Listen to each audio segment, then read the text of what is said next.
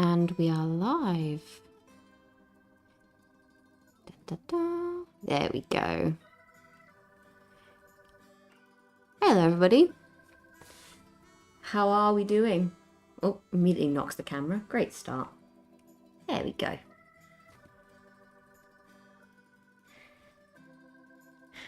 How is everybody? Hey Arch, hey Signed.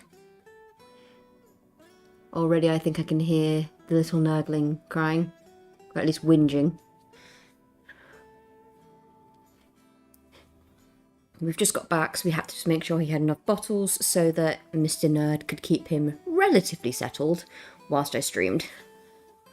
We've been out all day and had a very lovely day. And the little man has been off with his grandparents. So I think he's had a good day. He seems to have had a good day.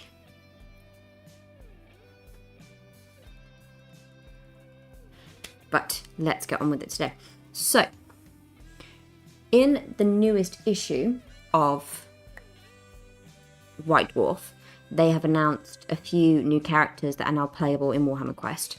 One of them, how's the mini Manius? He's great. He's really, really great. He's currently upstairs with Mr. Nerd. If you haven't already, Arch, if you joined the Discord, there's a photo of him in there. You can see the wee man with the cats as well. So we are painting today the Royal Decapitator, who is from the Flesh Eater Courts. He is a new playable character in Warhammer Quest, and we've decided to paint him today. So let's go on with that, shall we? And he's done really, really well so far, Arch. He's settled really, really well for the most part. Obviously, he's still a baby, so he has those moments of just screaming the house down at like 2 or 3 in the morning. But I wouldn't change him for the world. I love him to death. How are you signed? Need to sign up this weekend, just not got around to it yet. No worries. It will still be there waiting for you when you can. But how are you guys? How's your day been today? I'm more or less going to be sticking to the colour scheme as related to the photo, so I'm going to be picking this up and looking at this quite a bit throughout the day, or throughout the stream. Start with brown, since he seems to have a big old hood of brown here. Also going to quickly look up on my phone the official script for this little man, like what is his role? Because I like doing that.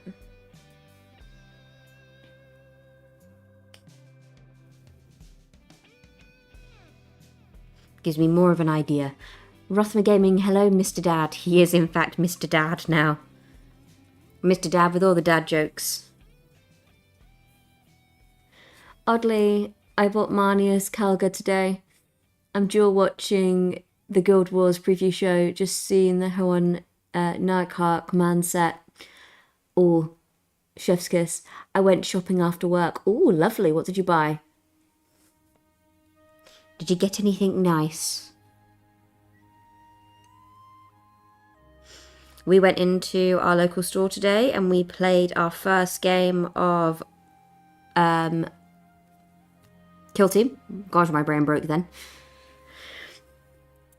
And I won. I won both of our rounds, so I'm very pleased with how it went. Mr. Nerd not so much, but I played and I won, which is a rarity for me. So I'm quite happy. So, who are the Royal Decapitators? So Royal Decapitators are the unholy executioners of the Flesh Eater Courts, viewed with unease even by fellow ghouls. More than hunger or duty, they care only for the dealing of death. Dragging huge tarnished axes behind them, the Royal Decapitators serve their lieges as gibbering executioners and delight in taking worthy heads.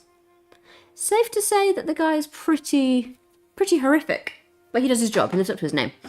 A book about Greek mythology, a tarot deck, and a banned book. A tarot deck of banned books, more earrings, and some tea. How am I cheating in a game where you roll dice? I was not cheating at all. It was just luck of the cards, or luck of the dice in this case, and I won. It's that simple. Just because you're a sore loser. We love our Greek mythology over here, signed. So anything, any particular topic in Greek mythology, or is it just a generalised one?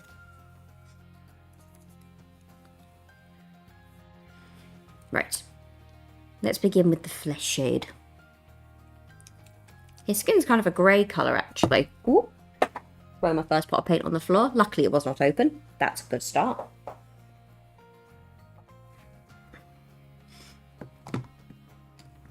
Greek myth, that's awesome. Little Nurgling, yeah, Little Nurgling's kiddie name is Odysseus. Yeah, that's one of his middle names is Odysseus.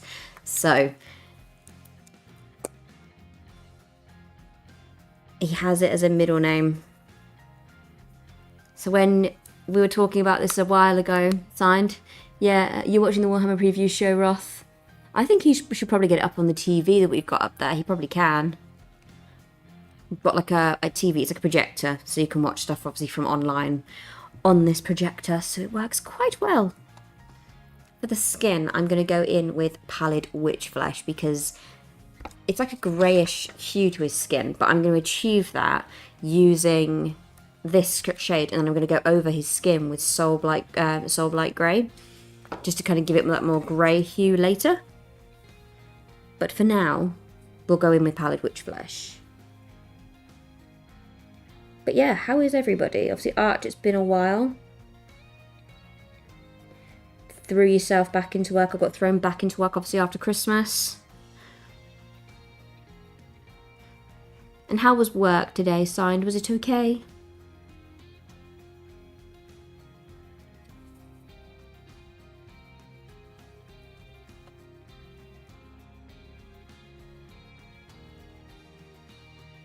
My god, the minis. Caps Argetta.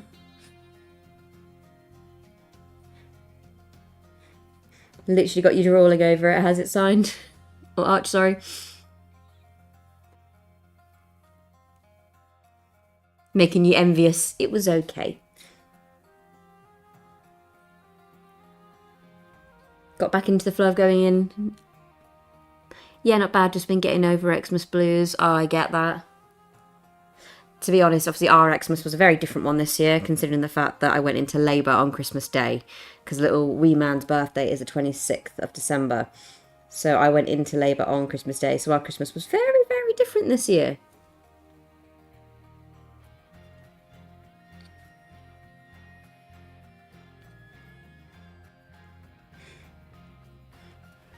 Has anybody got any like holidays or anything like that to look forward to, or events coming up in the next couple months that they can look forward to between now and Christmas? Because I always think like January, February, as much as I don't mind, I as a retail worker, I like the downtime from it, because obviously November through December, well really October through to December is so chockers. It's nice to then have that slow down pace in the January and February time. But sometimes it can be a little bit depressing, especially when, I know we live in the UK, so we get a lot of rain, but every day it's rain.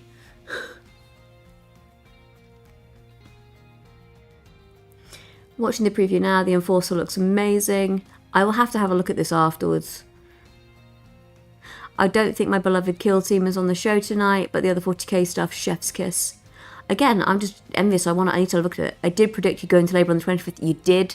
And it's, yeah, I did. It literally, little man was like, you can have your Christmas dinner and then it's showtime. And that is literally what happened. January is sale time, exactly. For us, it's like the first week or so. And then as soon as you get past that first week between Christmas and New Year's, and like a week after New Year's, then it just dies down because everyone's spent all their money and everyone's broke again. So it just goes dead suddenly. And you're like, oh. Hoping to go on high in autumn. Only thing I've got is to Greg Davies stand-up. Ooh. A Greg Davies stand-up. That sounds really fun and exciting, though. Something to look forward to. We're looking at going away in April. We're looking at going away to Greece, to Ithaca. So we've got that to hopefully look forward to this year. I need to get wee man's passport sorted and renew mine. Why is that so expensive to do?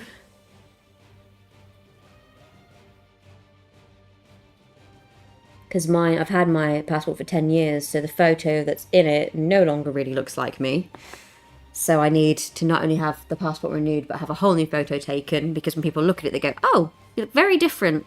I can tell it's you. I'm like, yeah, just.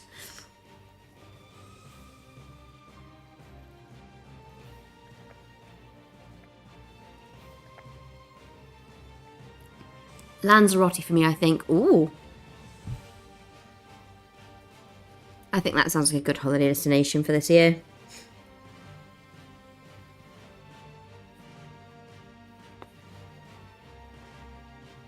Would it be a short one, or would it be hopefully a longer one, like a longer stint?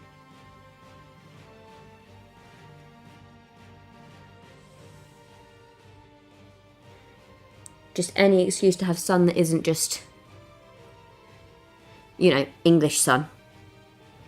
Or British sun. My god, these red corsairs. I think you're having a good time watching this show, aren't you, Arch?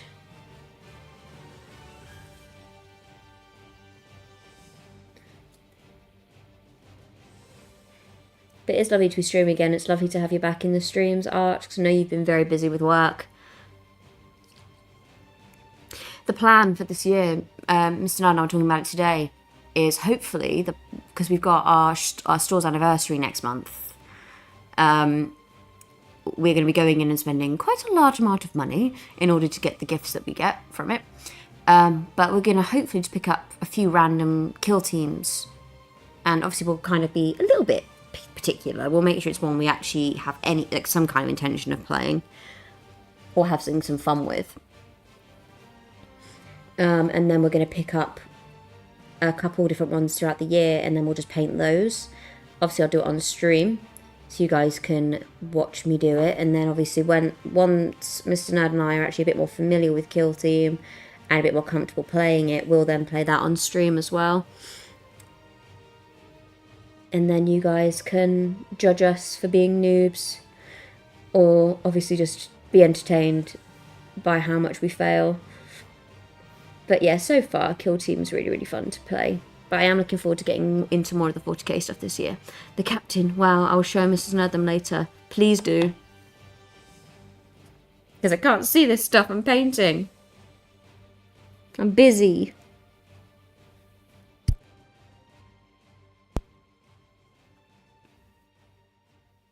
Reeve Captain, I'm going to have to look this up afterwards.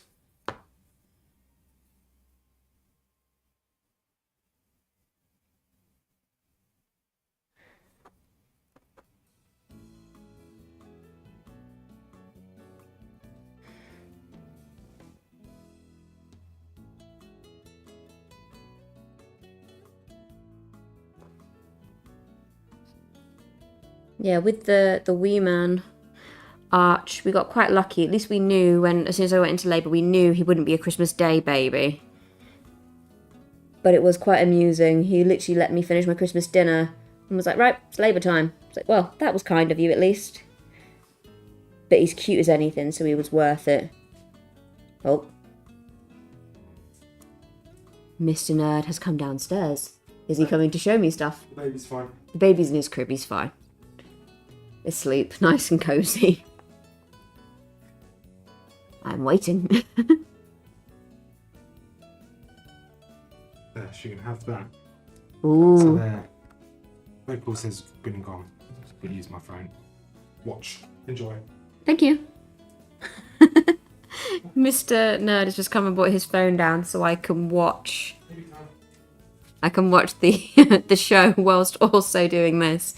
Whilst he, bless him, watches it on the TV upstairs and cares for the little wee one. He's good. He's a good egg. Anything good on the preview, Rothmer?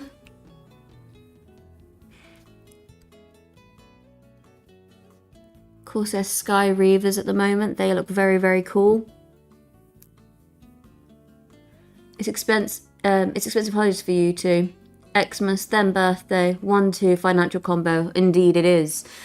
We've already said to people for his birthday, Because my plan originally was, whenever it comes to his birthday, regardless of when he was born, is to have all the Christmas decorations, unless he was born before Christmas. If he was born before Christmas, we were going to set the Christmas decorations after his birthday.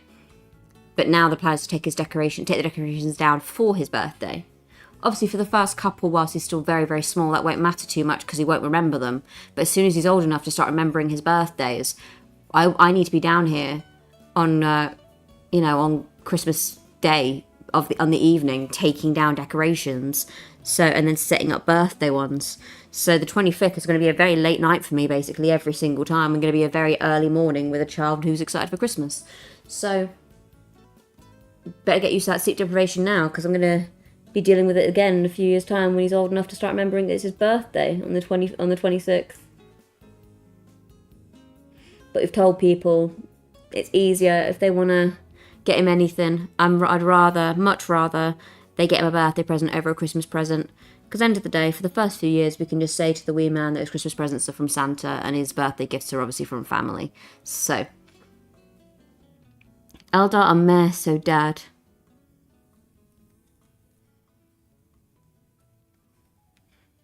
The Eldari are... Ooh. Nerdy Mama, I feel your pain. My boy's birthday is New Year's Eve. You do feel my pain? Thank goodness somebody else who gets it.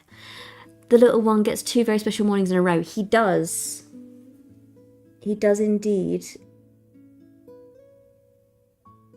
The thing is, I work with a handful of people who I didn't realise, obviously birthdays can come at any time of year, obviously, but I didn't realise that there were so many people I worked with that have birthdays, or their wee ones have birthdays around Christmas. I have one who's got a birthday on Christmas Eve.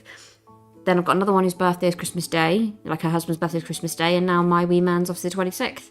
So between the 3 of us, we've got 3 birthdays in a row. So we've agreed that when it comes to birthdays, we'll just send each other a message on the day to just say happy birthday to each other's kid or person. But fortunately, one thing I do have going for me is where I work, we only have so many days off a year as part of the calendar, and they're Easter, Christmas Day, and Boxing Day, and those are the only 3 days we get off each year, guaranteed. They're the only days that our store will close. So luckily, I get a wee man's birthday off every single year, so I don't ever have to book it off for holiday. So I've got that going for me. So in a year's time, when I return to work, I don't have to scrounge around begging people to cover him for his birthday, because I'll be off anyway. So I'm very, very fortunate in that regard, that in a way his birthday fell on the most opportune day.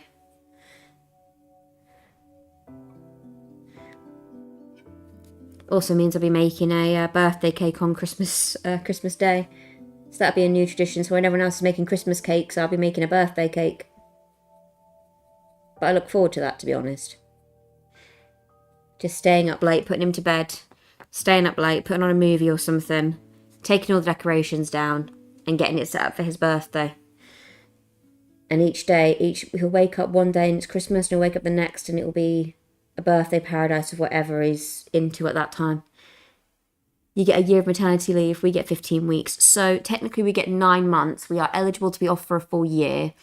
We're only paid for the first 9 months. And then what we can do is, using whatever holiday we've got, we can then use that to fund the remaining months. But what I'm going to be doing is taking 2 months unpaid, because I don't have enough holiday to make it up for the last 3 months. I'm going to be taking 2 months as unpaid, and then the last month before I go back, because when we get to 11 months we have to give them a month's notice to let them know we're returning, and from there we can then put in a holiday request, and then from there I can then request basically the rest of December to use up as maternity, but paid using holiday. So technically my maternity will finish in November. I'll then be on holiday for the first 2 weeks of December, so it'll be the last 2 weeks of November, the first 2 weeks of December, and I'll use up about a month. And the only negative it means is I'll be quite short on holiday for 2027. But if the plan is for us to go on holiday this year whilst I'm on maternity leave, we might as well use the year that I've got now. And then next year, when I'm back working, because I'll be reduced hours because obviously I have a wee man to take care of. We'll just plan our holidays and stuff around that, and I can always arrange cover if I need certain days off for whatever reason. So that's the plan for next year.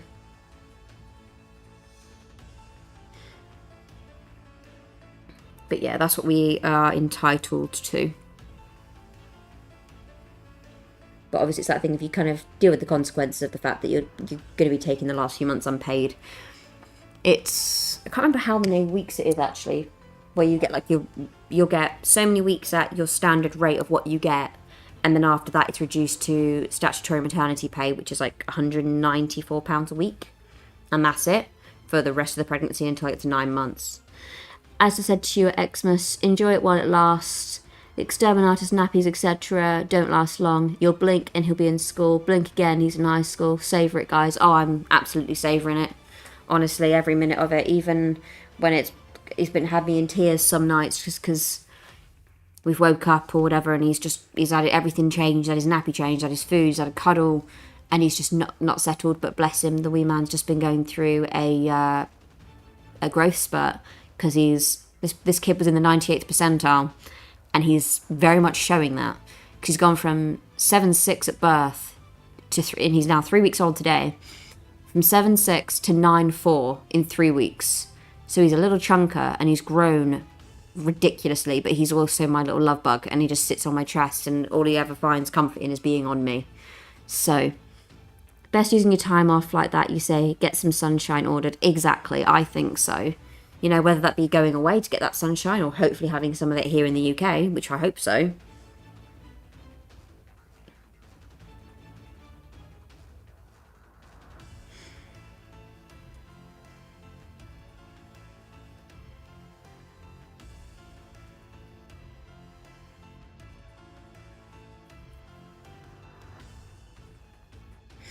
Yeah, so it's for the first 6 weeks at 90% of your average weekly earning. And following 33 weeks are the lowest statutory rate words. There we go. And it's 100. Geez, feeding him porridge already. Honestly, we will be. He just cries at me. He does. Mr. Nerd, bless him, he tries. He picks him up and he just looks at him and goes, "No, you're not the person I want," and just screams in his face. And he goes, "Right, take him." And the second he's in my arms, he's asleep instantly. But I spoke to, when the health visitor came the other day, I told her like how he's eating, and she weighed him, and then she went, "I may have got my numbers wrong, let me weigh him again." And she took his weight and she went, "No, I was right. He has put on a good chunk of weight, and he's happy, he's alert, he's growing. Like, the kid's happy." But my goodness, he just loves his food.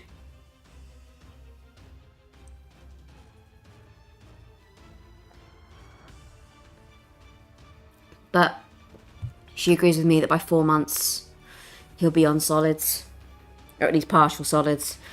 So she's saying that's completely normal, anywhere between 4 to 6 months, and she thinks he'll be on solids by 4 months. Roth, it's because you're a bloody heretic. Minimania senses your heresy. He smells the tau on his dad. He smells the space communist. He doesn't like it. We also think that it's very possible that the wee man might be a Primarch Arch, because from day one he's been able to lift his own head, because he was born with his chin up, facing forward. So since day one he's been able to lift his own head. So he's already lifting his own head at 3 weeks old. He's already rolling onto his side at 3 weeks old. He's already holding his own bottle at 3 weeks old. And he's already sucking his thumb at 3 weeks old. He's very advanced. So I don't know where he's come from to be this advanced, but he is. Right, I'm going to move on to his outfit now. I'm going to use Mournfang Brown for that.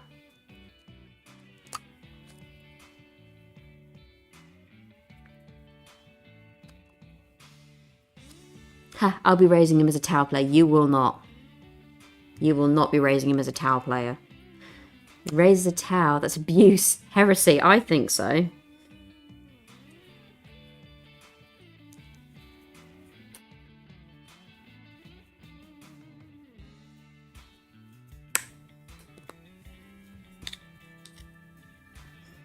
In fact, I might go for a slightly darker brown, and I might use Mournfang as the highlight. Because I think that'd be quite a good highlight shade for today.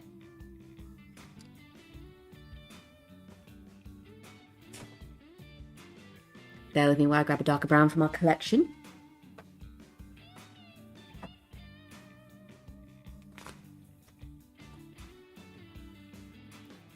That'll do. So we're going to go with Rhinox Hide, actually, as our base.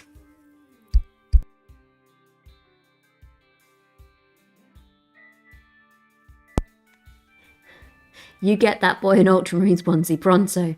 Mrs. Neb would call child support on me if I did. Yes, I would, and I would also probably beat you. So,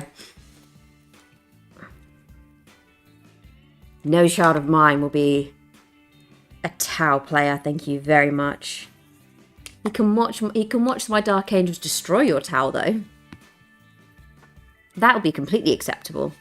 So he learns where Tau belong.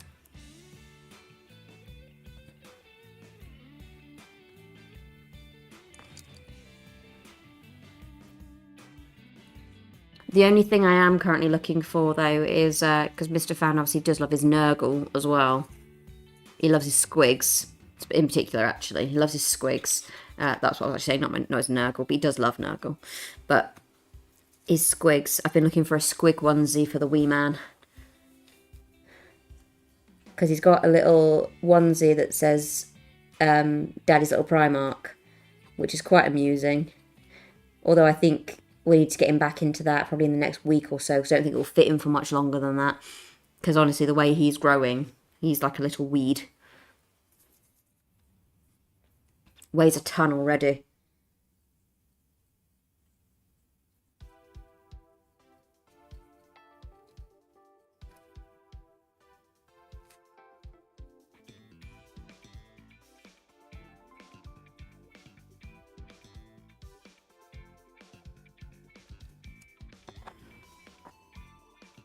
Ooh, by the way, rumours of a new 30k Lion model, Mrs. Nerd. Ooh, don't tempt me. We've still got the normal 30k model to paint.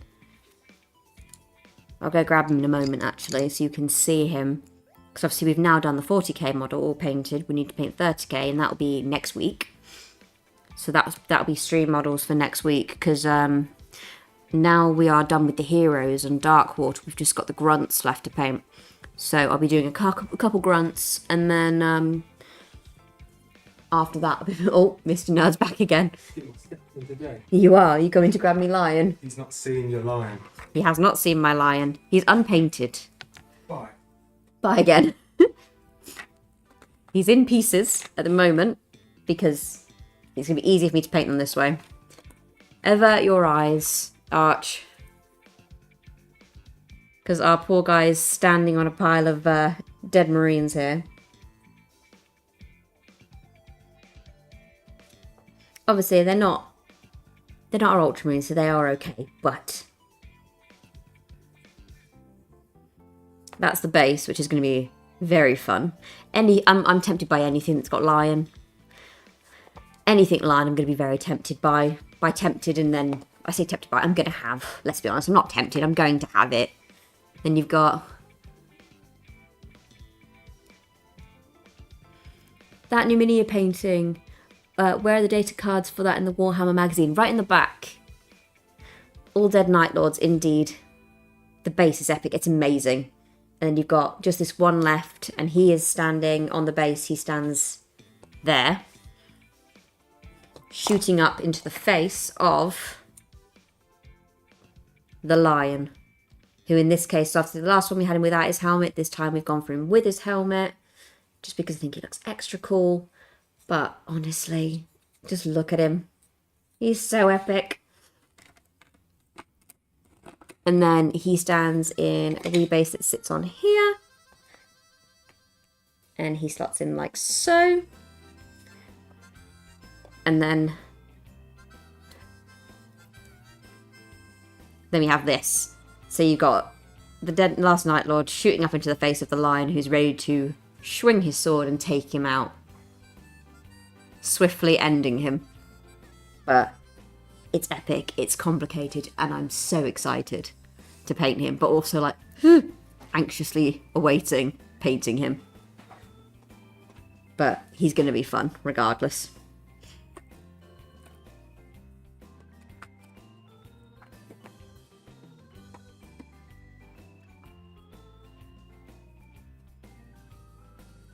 Ooh, sorry. I'm looking at the Bone Reapers Age of Sigmar stuff.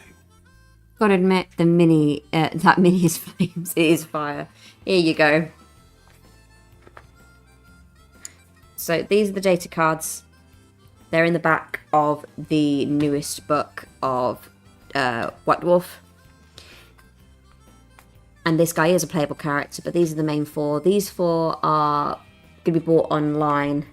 They're part of our list of things to buy as part of our store's anniversary. So these four are going to be reserved for then, but they are in the back. So you have a Rawthroat Gorse, you have a Friar Skin Seam, a Porterfield the Bold, which is essentially the exact... This is the guy here. He just looks slightly different. We've just gone for him with the hood rather than without the hood here. And then you got the Bledivere Blackwing. So, yeah, you have these four that are new playable characters for Darkwater. And of course, the incredibly awesome... I know it's Necron, but we have to admit, he's pretty bloody cool. Is that the new mag with Necron on the cover? Wasn't on the shelf in the shop yesterday. Good. Yeah, we've just picked it up today. I saw it on the way out. I was like, oh, quick, we need to get it. But it's remarkable. We picked it up this morning. And, yes, it's very beautiful. It's a very beautiful magazine.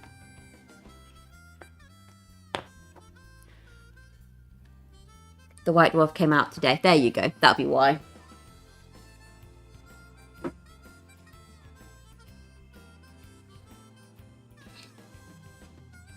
But yes, those, once you get it, those are in the back of the new White Dwarf.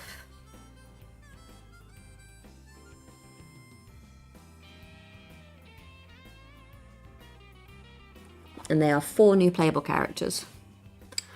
Are they all single minis, or is it a box of them? They're all single minis, so one of them we know is only available to buy online. That Necron looks fragile as F. All 4 are single models. The Necron looks amazing. It's just a case of, you know, how good is he actually going to be, but he looks pretty cool. Age of Sigmar stuff. Ooh.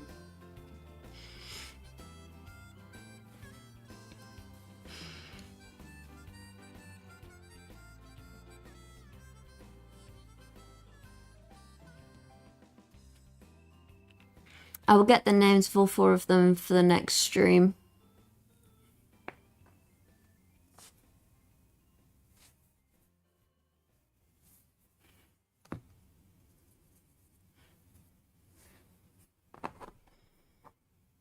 But yeah, February is going to be an expensive month because it's our store's anniversary and the plan is to spend a fair chunk of money. And we have a bunch of stuff we want. So...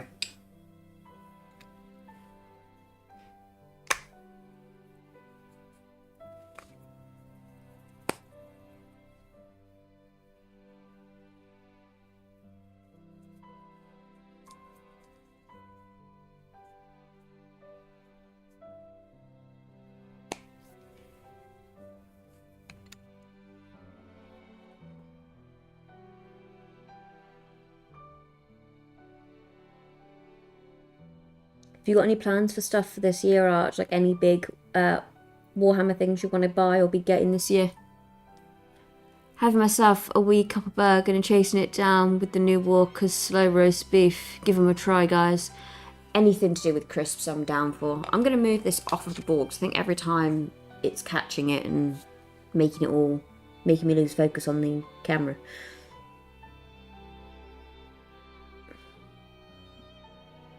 We are a big crisp family in this house. We love our crisps.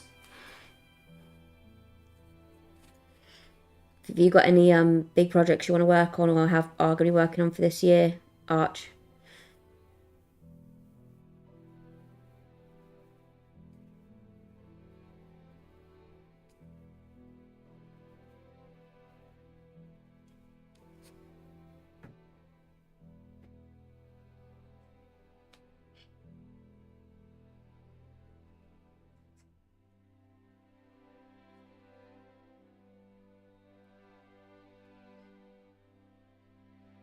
To be honest, I'm surprised I'm this cohesive because over the last 2 days I've had like 5 hours of sleep. So I'm doing quite well, I think. If I do say so myself.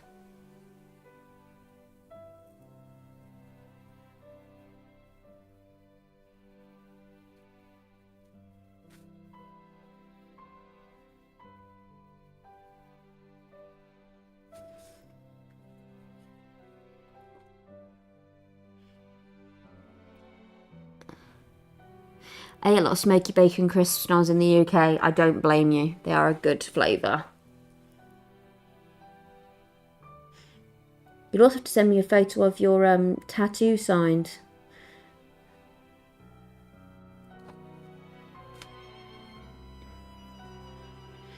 Obviously, really sorry we didn't get those figures sorted out for you over the Christmas period whilst you were here. We had, obviously, something else kind of came up. When I sign up for Discord, I'll show you my shame. It's extensive, but yeah, got a lot to cook in 2026. Well, that is also the perk of our channel. In addition to sharing our shame, we can also share the achievements and encourage people.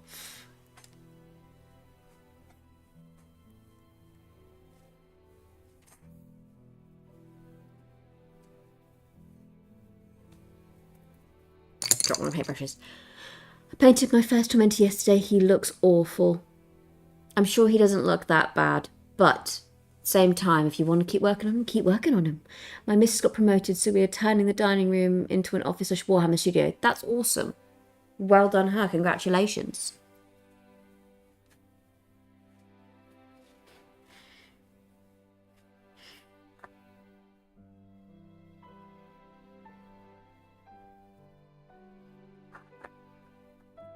Oh, it's fine, you can still send them, and my bestie can bring them over next time. Yeah, we'll definitely send them across. That's going to be my job to nag Mr. Nerd to do this week before he goes back to work, and then I can get them sent to that, obviously, to your bestie, and then when she sees you, she can bring them across. Again, then it also gives me an excuse to get little man out for a little bit of a walk. I'm largely Kill Team exclusive, but I do collect hero models as well. We're going to be really into Kill Team this year, so we are going to be in the same boat there. Arch. I sent pictures of Tattoo. I need to see pictures of Tattoo. Because I've got plans to get a tattoo, obviously, for Wee Man.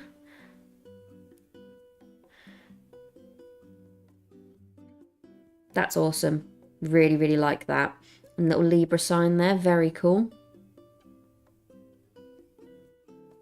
Placement's really, really cool.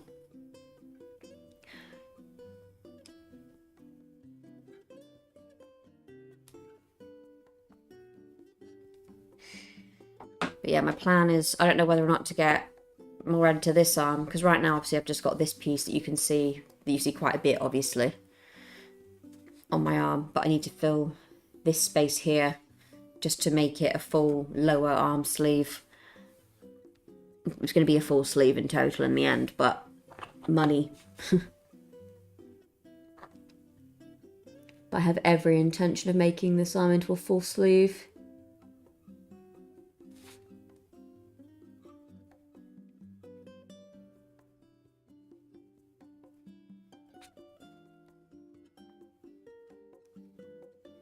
Arch, if we happen to head north over the border, we will give you a game or two, gladly.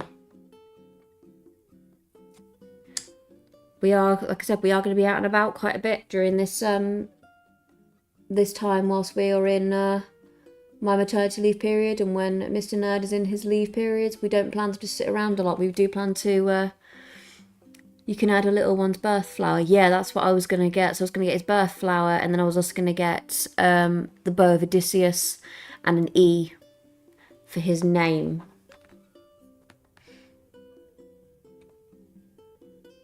Or I could just get an N for Nurgling, who knows. So, but my plan is to kind of get his birth flower wrapped in here, I think, and then the bow piece up here just to fill in my forearm. And then that'll be my entire forearm on this arm complete. And then it's just the upper arm to do, which I plan on getting, I think, a portrait of Athena on my upper arm. So that's going to be a big piece. It's going to be anywhere between 3 to 6 hours for the artist who I want to do the piece on my arm. My next ink is long overdue. It's said for years. I'm a Ghostbusters nut. If we get a third film, I'm getting it inked on. Still not done it. You definitely need to. Or you can hide little nurgling in the flowers. That would be really cool, actually. Or get like a little nurgling on my ankle as well.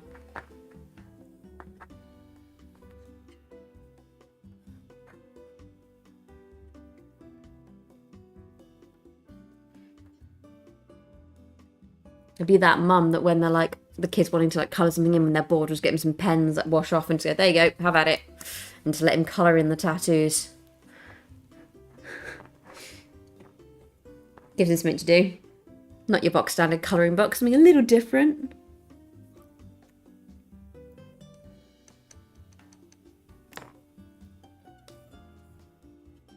Like, you remember like the book like Where's Wally or Where's Waldo? It'd be like that, but where's the nurgling? On my arm. That'd be quite funny, actually. Sod Roth, I'd love to visit Warhammer World this year. Get Nottingham out of my get Nottingham out of my nut. Honestly, if you do come up this way, let us know, and we would happily like meet you there. Happily, have a first official little meetup for the channel. I have told Mr. Nerd, obviously, if that does ever happen, to not bring his towel. He will behave himself, I promise.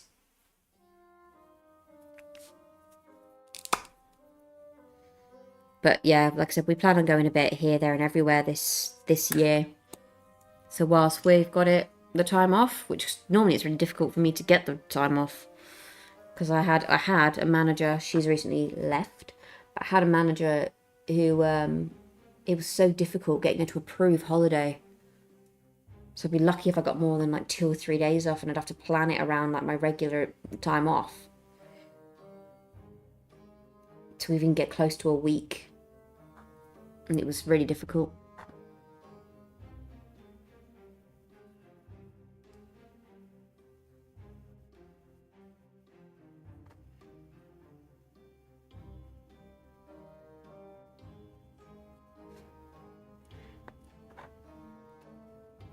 Just going back over his skin again, just to give it more coverage. The only negative having a black base is that I have to do extra coats of paint to make sure the skin is covered how I want it to.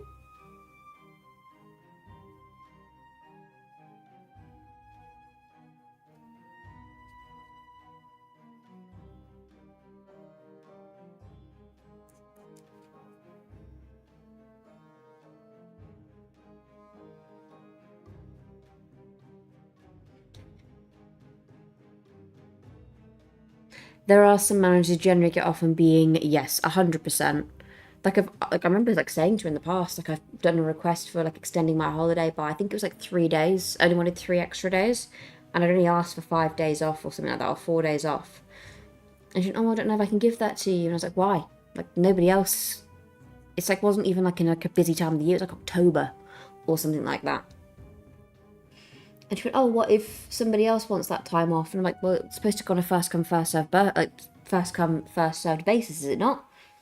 And if I've already got the time off approved and I've put the request in and no one else has got it, then, you know, it's just the way the world works.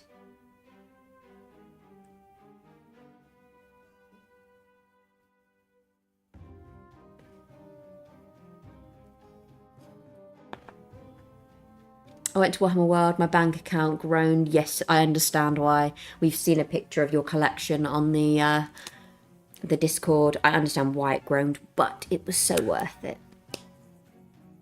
I promise.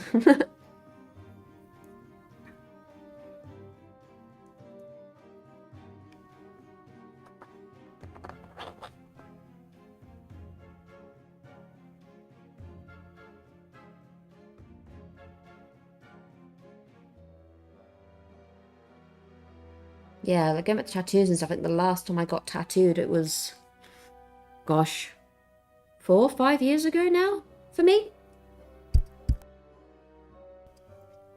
So I'm definitely overdue a tattoo, that's for sure.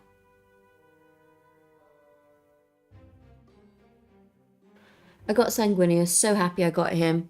You got your Space Jesus. All praise Space Jesus.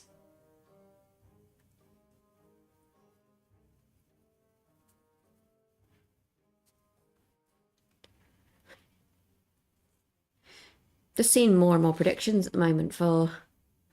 Also, AOS preview was meh. Yeah, it wasn't that impressive. I'm looking at the preview and it was a bit subpar.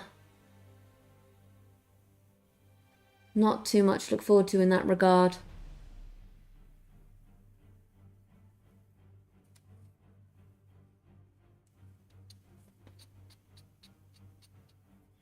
My last tattoo date was 2019. I forgot how it felt. It didn't hurt, but it was something. That is one way to describe the pain of a tattoo. Something. Because I think it's one of those things where, depending on where you get tattooed, it can either be just like more of an inconvenience rather than a pain. And then other areas, whew. I personally have my entire rib cage done. So that was more than a something. That was a owie. Big owie.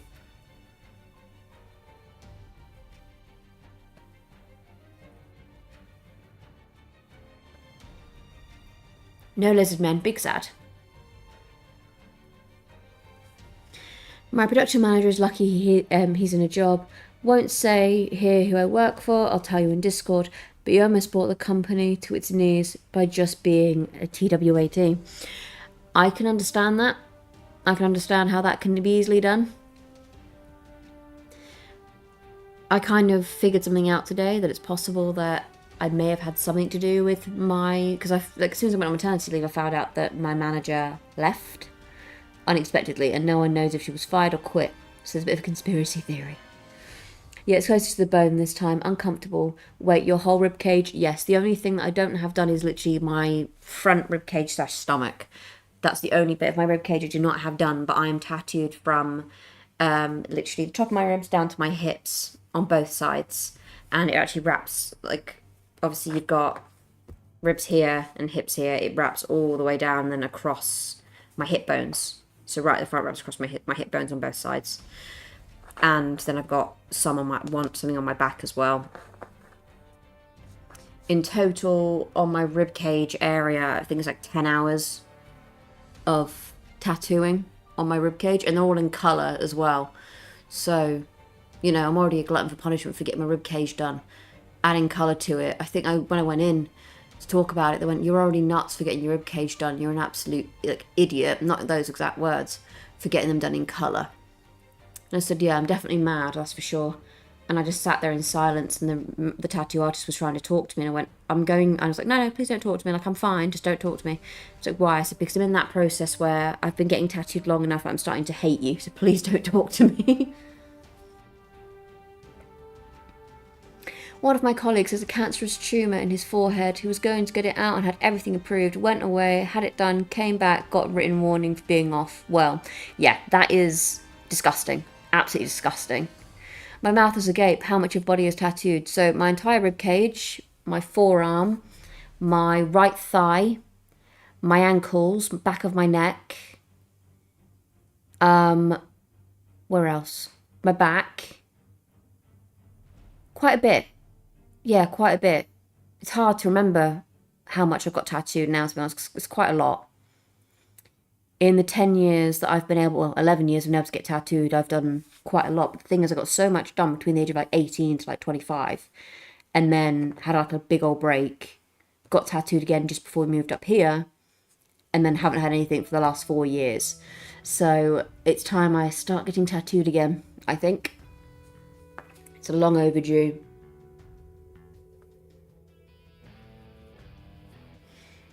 But I'm more heavily tattooed than people would suspect, because it's like maybe 40%. Yeah, I'd probably say so.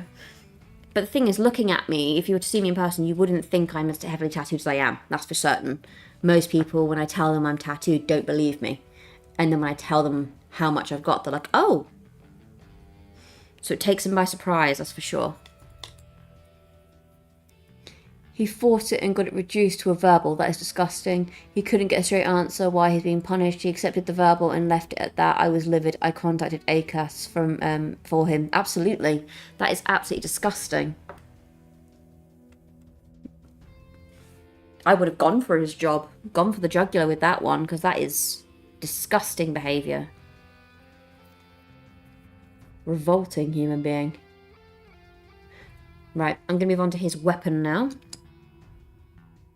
And for that I'm going to use a combination of 2 different colours, which is Balthazar Gold and Brass Scorpion.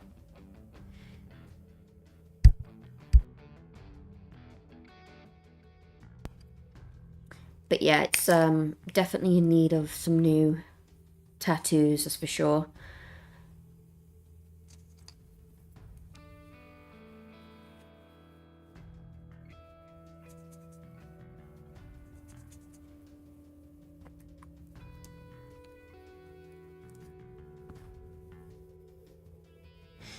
ACAS confirmed they would have took that on, and the surface my employer didn't have a leg to stand on.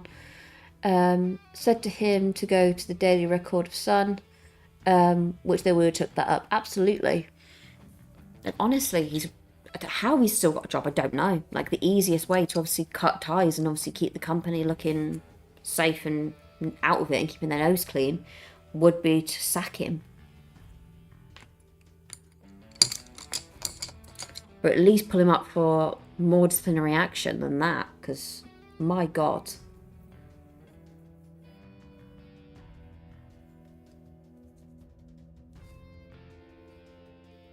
Can you imagine our owner, inventor, he kneeled before Queen Lizzie to try and explain that that way? Mofo dodged a damn bullet. Absolutely he did. Absolutely he did.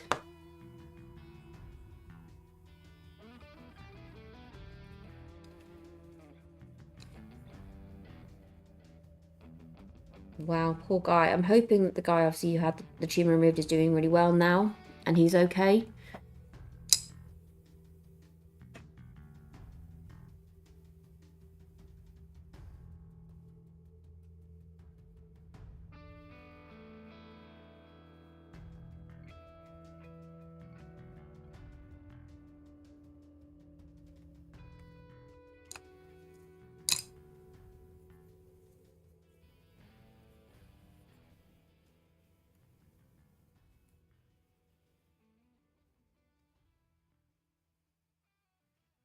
Yeah, for tattoos, sign, like, honestly, I'd be one of those people that would be covered, not necessarily head to toe, but very damn close, if I could, because I absolutely love tattoos, but financially and feasibly, it's just not physically possible for me to do that.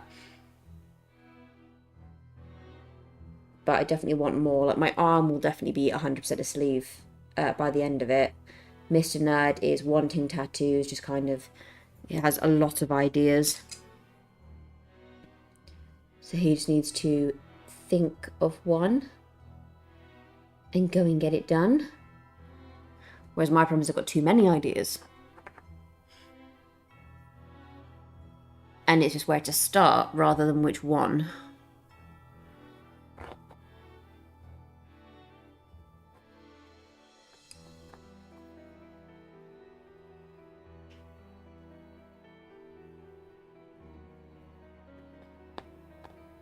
Yeah, he's doing good. It was a while back now, but it still sickens me.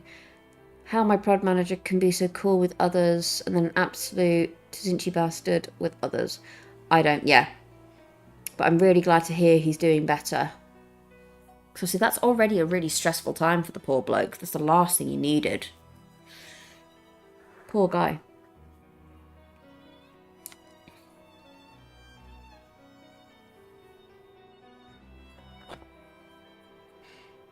I'm just going in with that Mornfang Brown now. Custodes, wow. Custodes! I'm looking at them now. They look incredible. They really do.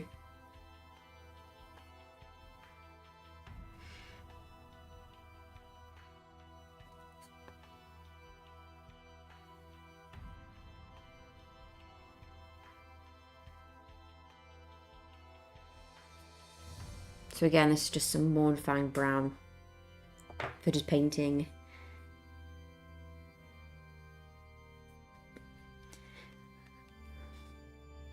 Where the hell are my grey bloody knights? Oscar boys. Indeed. The custodian guards for Sodality look insane. That cape looks incredible. Oscar boys. Yeah.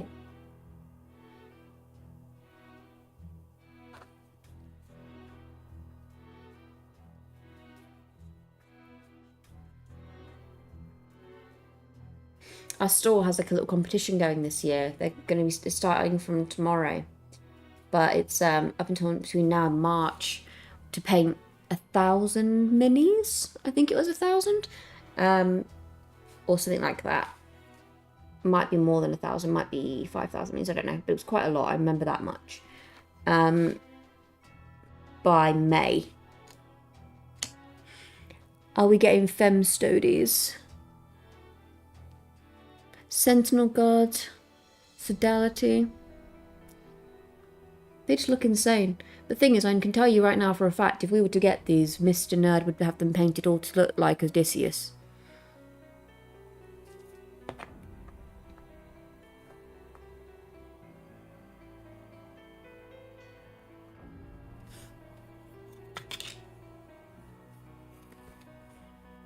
Can you tell me I'm wrong? Wasn't it 100 minis? I think ours was a little bit more than that. I don't know if that's just because of the size of the store and the popularity, but I know ours was quite a lot of minis. Because if it was 100 minis, I think, because it's running between now and May for our store. So we've got a while, but they're taking everything from Christmas onwards. So we just have to have proof that we painted it within that window.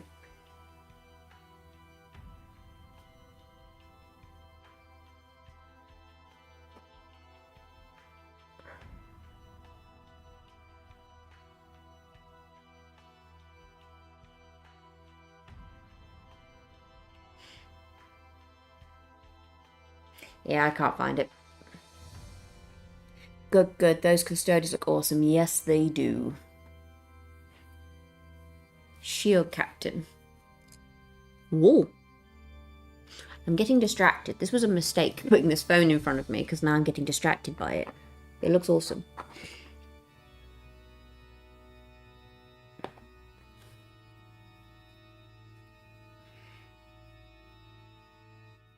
Thousand minis is insane. Shield Captain. Chef's Kiss, absolutely. 1,000 minis, luckily, is not for us individuals, like for a whole store to try and get so many minis painted, I think. But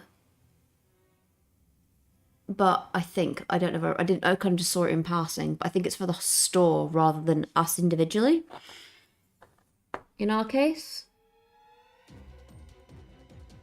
But yeah, you just kind of have to have proof that you painted them since between now and Christmas, which luckily, a lot of what we painted between now and Christmas has been Dark Water, and obviously we have the date when that came out. So, and the perk of us having a YouTube channel, of course, is that we literally have dated evidence for ours of when we painted stuff. So we have a physical record of when stuff was painted. So we have that going for us.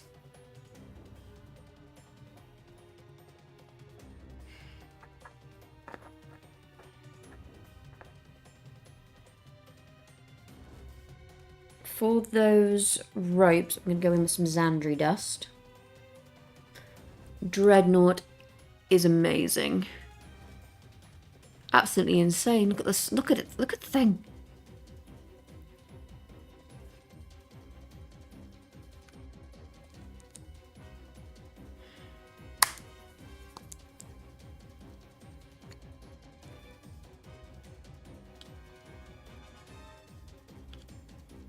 You did mention potentially wanting to see a Dreadnought from us this year signed.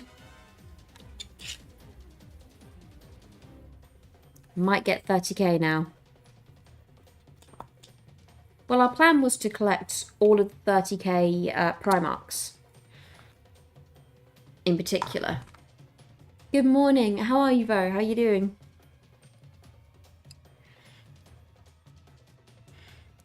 Dreadnought is a peach. Ooh. It's beautiful. We're just talking about the Warhammer New Year's preview, Bo. It's like I've got the phone in front of me watching it whilst also painting. So we are doing a bit of a...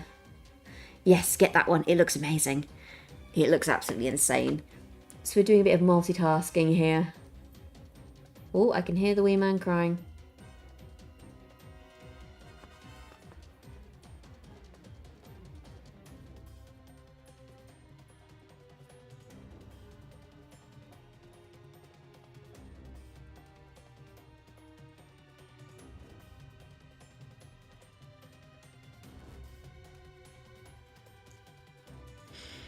I will have to soon. I'm buying Magnus the Red off of my brother. Absolutely. 30k, I cannot get involved. I cannot get involved. Is that because you know you'd spend a lot of money there, Arch? Or other reasons?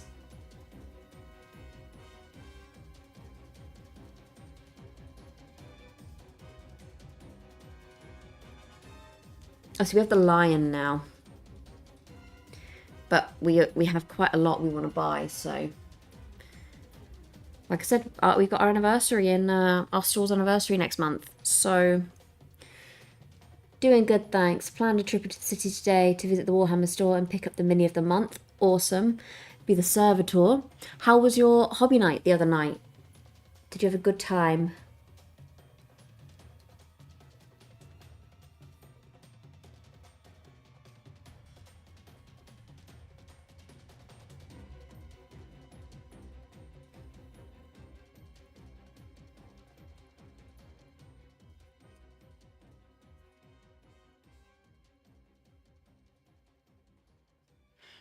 And how was your club signed?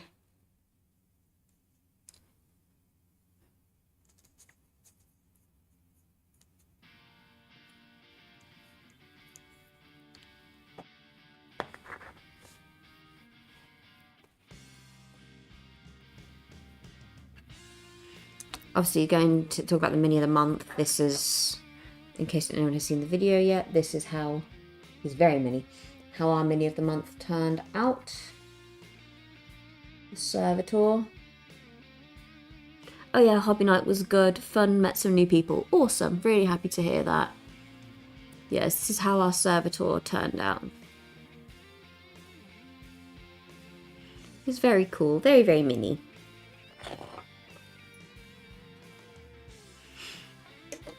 So the reason why we're painting this character today, Bo, is he's one of the new characters that you can play for Warhammer Quest and can be found in the newest White Dwarf magazine.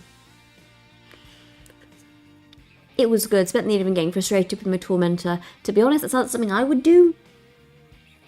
It's like when I have to do any building. I get really frustrated, so hence why Mr. Nerd does all the building and I do the painting side.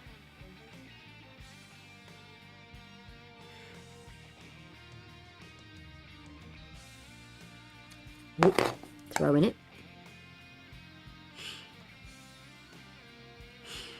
It's bad enough we killed too many hero models. I bought almost everything from Warlords, Judge Dredd game. I bought everything for Aliens, Agic, and new Hero Quest Plus Kill Team. All about 3% pated. Therefore, can it get involved?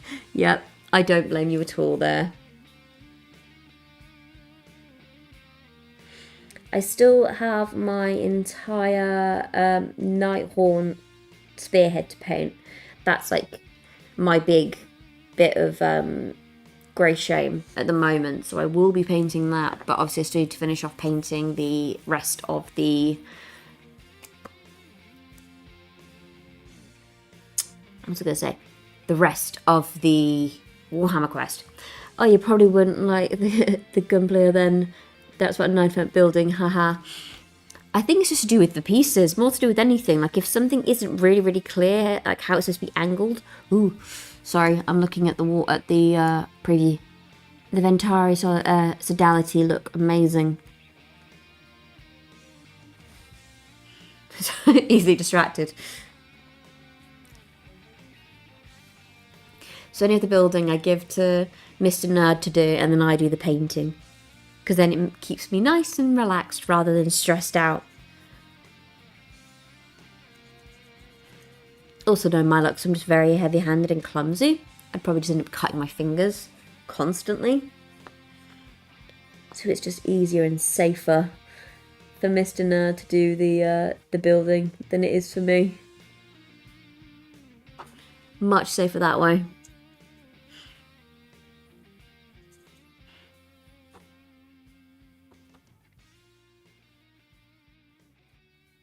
Just painting this skull in Xandri Dust as well, because I'm going to go over this with Skeleton Horde afterwards. But I really like Xandri Dust as a base for skulls, just because then with the Xandri Dust contrast paint over the top, it just makes it look super, super old. And I'm a big fan of that look in particular.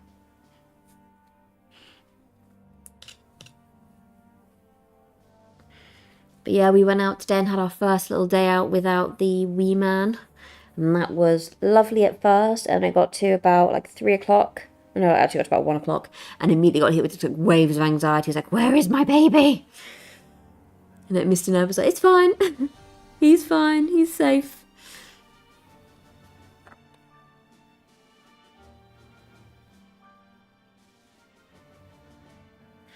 He was like, even though he was with his nanny being loved on and pampered all day, the mum guilt that hit, whew, it was insane. I didn't realise how quickly I could just like hate a decision and then also realise it's a good decision.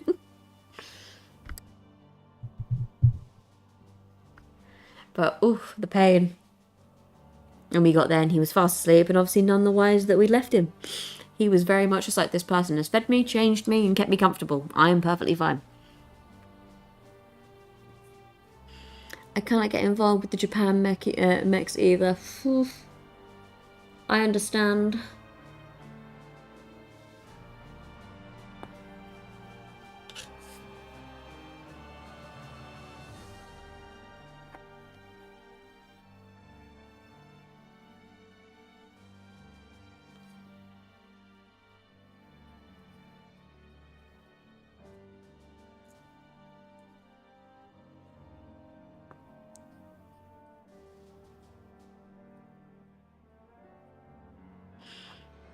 Got to take those moments for yourselves for sure, absolutely.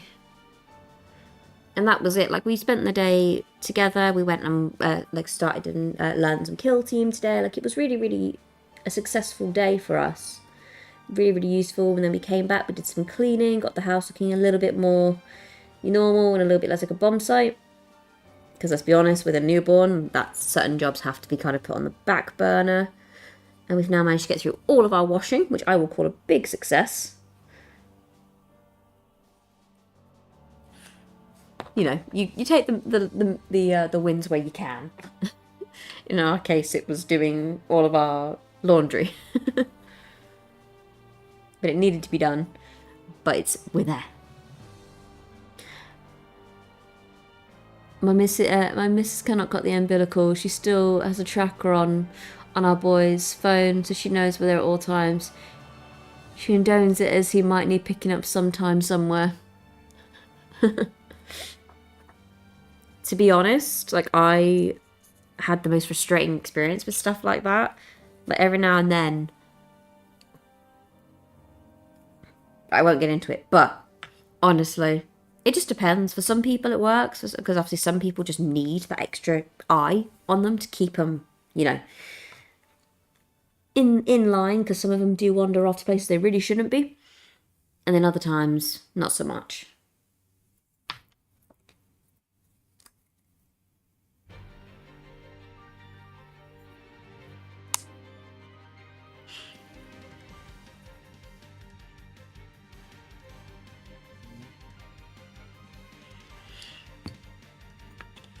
But yeah, I've never had any form of tracker on my phone. That is one thing I never had.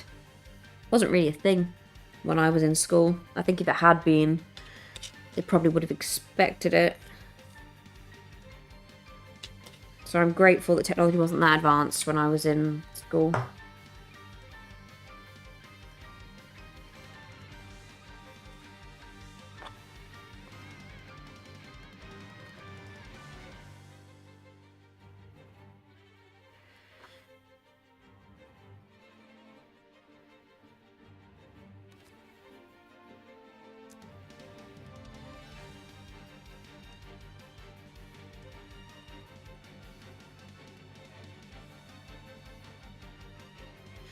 Now with Wee Man, it's going to be like a open phone policy where if he's out and about, no matter what time of day or night it is, if he needs picking up, he picks up that phone, he rings, and we'll be there. It's going to be that simple. Just respect if we tell you to be back by a certain time on certain days and certain events and certain situations. Be back by that time. Keep it respectful, and obviously the respect goes both ways. And as long as he maintains that, then we're good. I'm just saying that my lad is a bit of a put, so trust him with the toaster. Just. That's good. As long as he doesn't burn the house down, you're okay. When I was in school, as long as we were home for dinner or phoned for a friend's place, it was fine. Yeah, to be honest, I did kind of have that policy, especially when I got to being a teenager, where I'd go around to a friend's house, and quite often it would be a case of that's where I'd stay, regardless of the day it was. If it was a school day the next day, I just came home at like 6 or 7 in the morning and got dressed for school. But it got to the point where I'd go around to my mate's house after work, and then or after school, and I'd just say, oh, I'm just staying here tonight, by the way, just so you know. And then as long as I was up back at the house ready for school the next day, so they knew I went to school, then it was fine.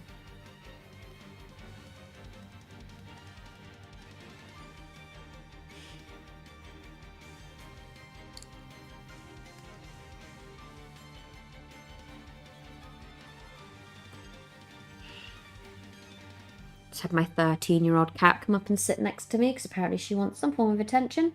We've been gone all day and she's now demanding the cuddles. I don't blame her.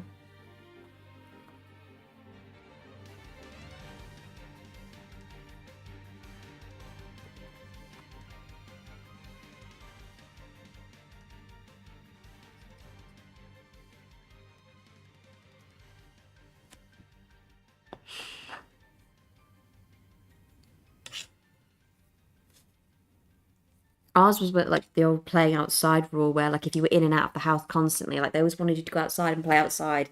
But if you kept coming in and out, eventually it was like, if you come in one more time, you're in for the night. That is it.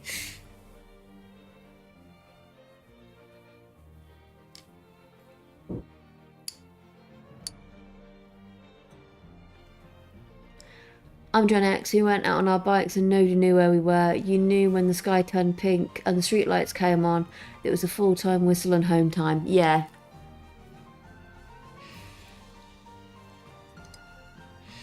To be honest, growing up in the 90s, it was a case of my parents didn't really need to worry about where I was because they knew where I was. And it was living in, like, I was a military kid. So I was in this particular cul-de-sac where I didn't really leave it. And if you did suddenly go missing, they would just go door to door, knocking on everybody's houses, going, is my child in your back garden? And they go, yeah. And you go, okay, cool. And that was it, majority of the time.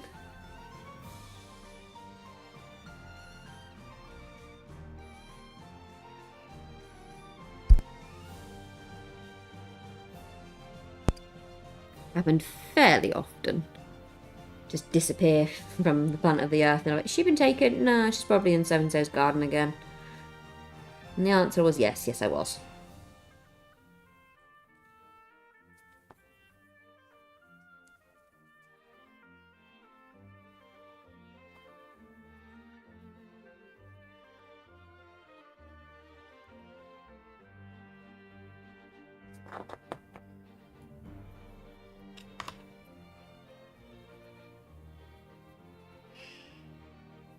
Okay.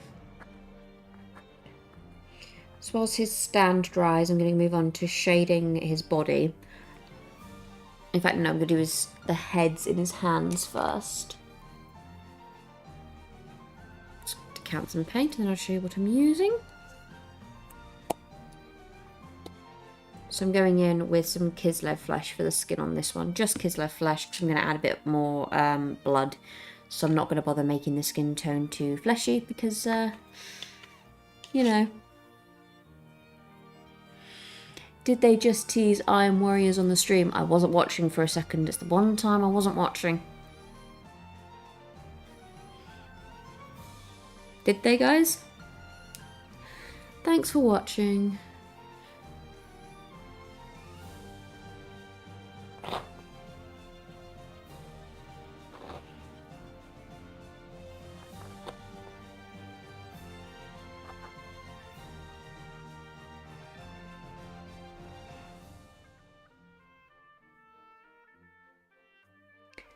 Where I grew up in Scotland, it was a bit like the film Stand By Me. My town is surrounded by hills and nature trails, and we really went untraceable. I think they did. Ooh. Ours, like, it was a patch of woodland. That was, like, as close as we had.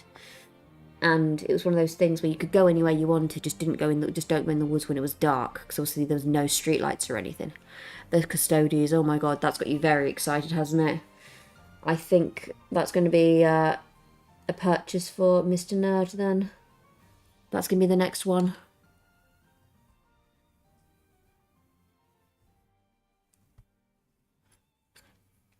I just saw the Reign of Iron approaches and some hazard tape. Sounds like Iron Warriors. I think so. Sounds like very Iron Warrior to me. I live in the suburbs. Where we live now is literally just kind of like, not quite in the sticks. It's like in between. It's like just far enough away from our town that it's okay for a drive. You'll get pretty quickly in a drive, but if you're walking, it's like a good hour or so before you get to any kind of real built up areas. And then other than that, it's all woodland and nature trails and stuff like that. So, always Puterado coming back. This has been teased. This is my thinking. He has been teased already this year. And like I said earlier on, like 40k is one of those ones where you can kind of predict the patterns of 40k. You can't really do that with Age of Sigmar. So I think that's also very, very likely. Highly, highly likely is that it's hinting at a certain return of a certain somebody. Ooh, what's going on with my light all of a sudden? Start talking about Puterado and suddenly my light went weird. What did I do? I think I upset something.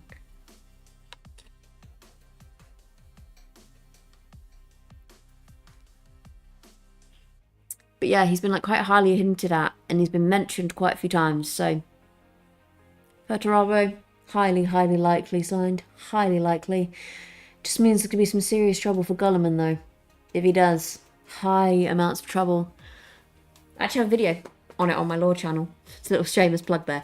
But I did a video on it on what it would mean for the Imperium if he came back. I did do a lore video, as I was just saying. So if you want to actually kind of see my thoughts on that and what it could mean, go ahead and watch that. Obviously, just a little plug here, just because it, you know, me to please the algorithm gods. If you haven't already, guys, if anybody's watching, if they haven't already subscribed to the channel, please do. It obviously really helps us out. So obviously pleases the algorithm gods as well. And, you know, it keeps everybody up to date and it allows us to get to our aim of 1,000 subscribers by the end of the year. That's our big one. To be fair, Lion is back and contacted Gulliman. Exactly. There's lots and lots of things that are coming for this year. So, I wouldn't put it past them. If the Lion and Bobby G are hooking up, there needs to be a threat. Exactly. And in this case, wouldn't be a far stretch to say it wouldn't be Puterado. You know, good old Peter Turbo. Needs to be somebody substantial. But in my video, I was talking about how he wouldn't be like all guns blazing. He'd be quite a quiet threat at first, causing a lot of trouble, and then kind of by the time they realise he's there, it'll be a little bit too late almost.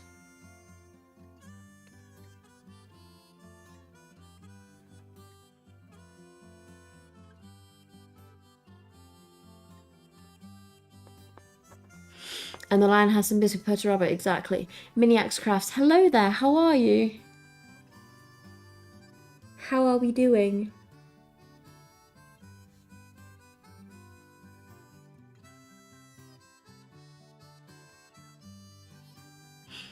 We're just talking 40k lore and whether or not we think, because we were just watching the showcase on for the preview for the year, and whether or not we think it's hinting at Puterado's return.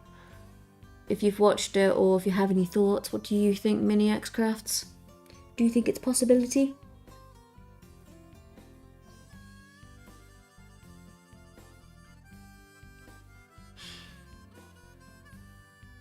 Just giving this dead face here some blonde hair, by the way, and for that I've used Xandri Dust again.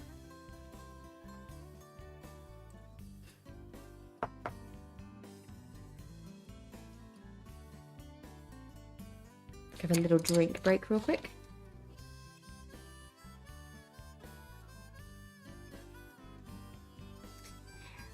I'm well, thank you. Busy. How are you? Any baby news? We do. The little man is here, Miniax Crafts. He is here, safe and sound. He arrived on the 26th of December. He's a little Boxing Day baby. And he is fantastic. He really is. Oh, speaking of which, I mentioned him when he started crying upstairs. It's like he knows. He senses it. He's currently upstairs with Mr. Nerd right now whilst I stream. But yeah, he came on the 26th of December. It was 22-hour labour. It was a long labour. From Christmas Day into Boxing Day. And then emergency C-section. And a hemorrhage. So it was quite dramatic, actually. I wouldn't say traumatic. It was dramatic. But it was completely fine. I'm fine. He's really fantastic. He's really well. He's 3 weeks old today.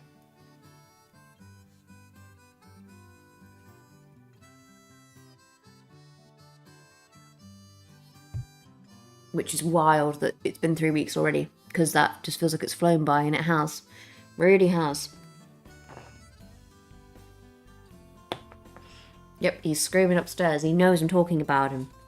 He's like, Dad, Mum's talking about me.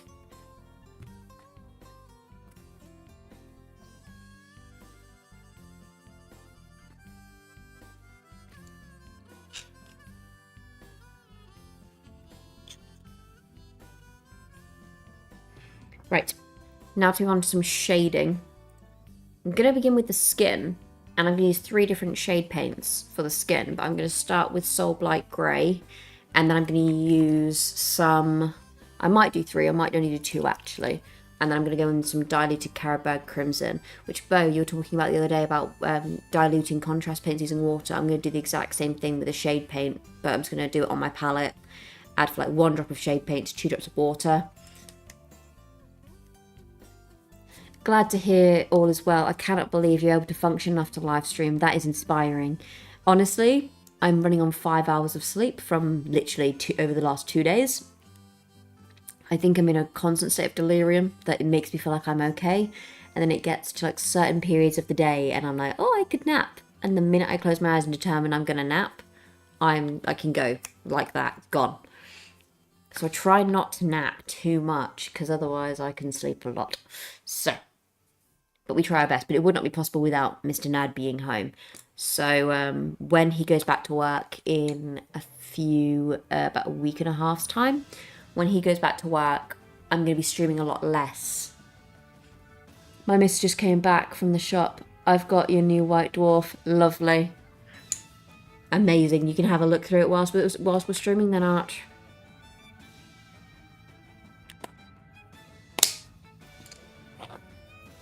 Very good of her to bring it back for you. So I'm just going in with Soul Blight Grey here, because over the paler skin tones it just helps dye, like make it look a little bit more dead. And I started doing this for, I think it was actually for my mini of the month, and I just really liked how it looked.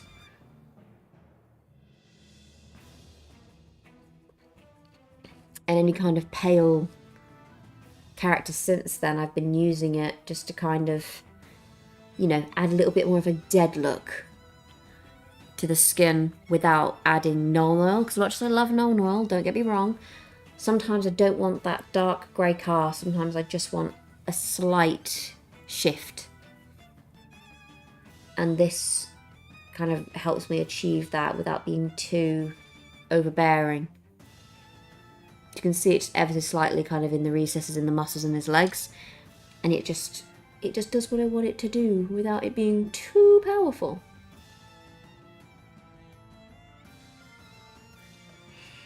Yeah, down in the description, Miniax Crafts, we actually have a link to the Discord channel. There is a picture of the wee man in there, so if you do want to have a look and see how the little one's doing, you can absolutely have a look there. And obviously join the Discord channel because we are a small community there, slowly growing, and we are happy to expand. We'd love to kind of see as many people as possible joining us over there.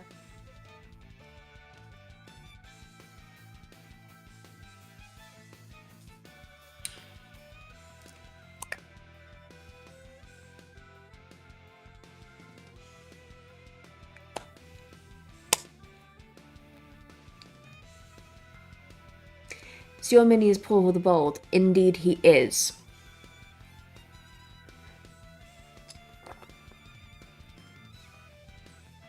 I'll get once I've painted this and let this dry, I'll grab the White Dwarf again and show you guys.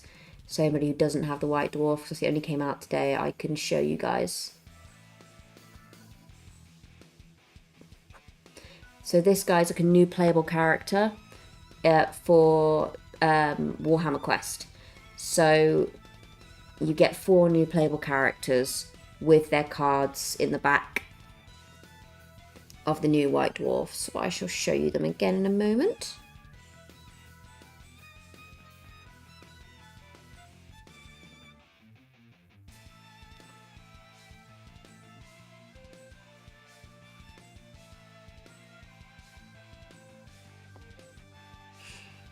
Thank you for joining the Discord, Maniacs Crafts. I appreciate it.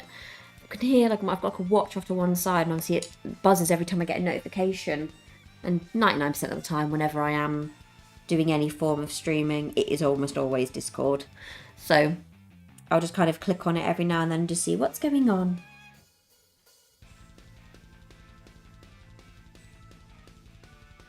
There we go, giving you a wave.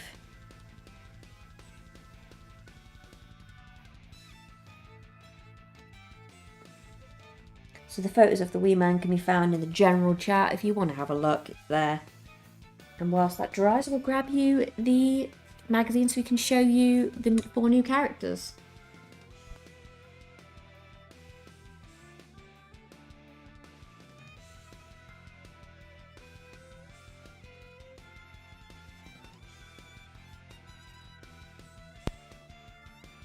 I still can't do those wave thingies. That might have to be a job for Mr. Nerd to have a look at.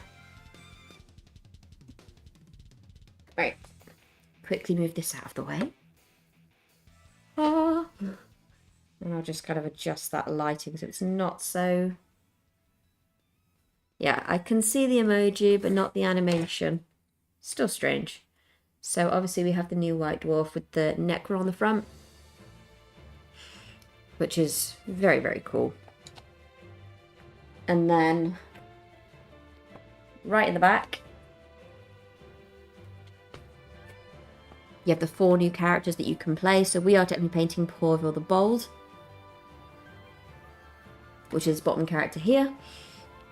He is basically a hoodless version of the character we're playing today, which is the Royal Decapitator. But all 4 of these can be found online. I know one of them is an online exclusive. I can't remember which one it is that's the online exclusive. I'd have to have a look. But you have Raw Throat Gauze, Friar Skin Seam, Paul the Bold, and Bloodveer Blackwing.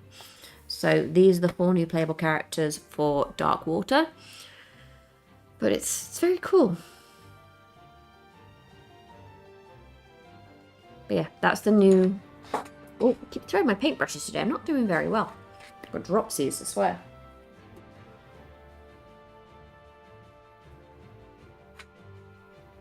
Honestly. Picked up, immediately drop it again. What is going on? I can send the emoji, but not the animation. Peculiar. Very peculiar. We'll have to have a look at that.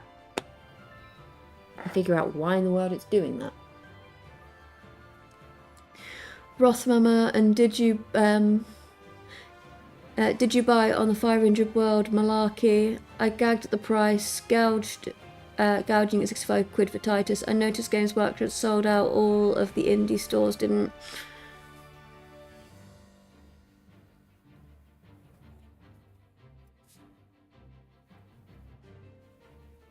No, we didn't buy it on it in the end.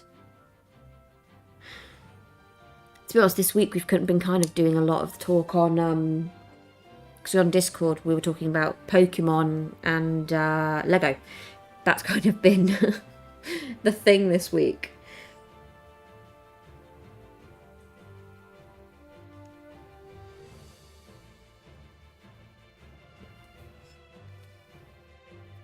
Sorry, they're talking about the preview still in the Discord at the moment. And right now the big talk is Custodes and the Dreadnought, understandably. But no, we didn't buy from it. I didn't buy anything from the 500 Worlds. No, we didn't buy anything, luckily. Those greedy bees, they sold them all to the indie stores to clear the stock. They knew they couldn't sell. Basically lumped the indies with stuff that isn't selling. Yeah, I think Titus will be a lot of people's introduction to the hobby with all the Space Marine 2 players. Yeah, aside from Titus, I think that's it. Like, that's the only thing that kind of they do have going for them, is that Titus will be a lot of the introduction for a lot of new people, especially if they've come across from strictly playing the games rather than from the hobby pre-games, if that makes sense. Rather than through the painting side or the building side, strictly through the game side.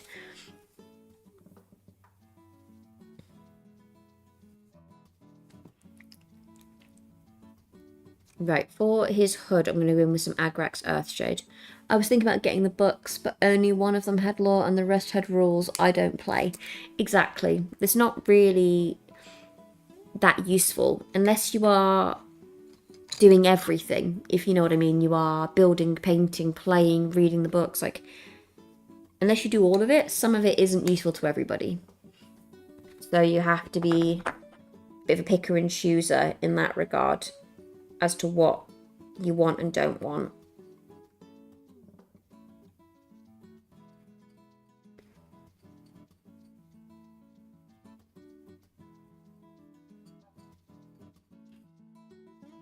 Titus has bought them so many new eyes. He's the poster boy. I'm willing to bet that's who Henry Cavill will be.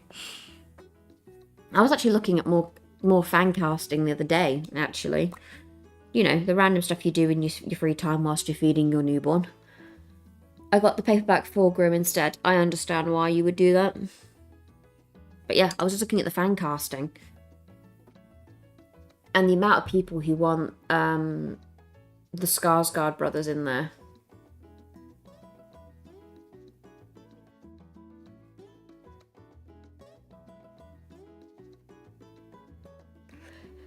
Mr. Nose had a look at the permissions and wants to know if it works now. Somewhere in the world, Henry Cavill is very happy, you say, Bo. I think so. I think so. In regard to the Custodes.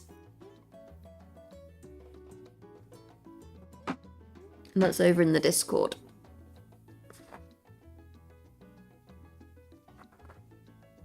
Definitely need to go in and do some dry brushing on this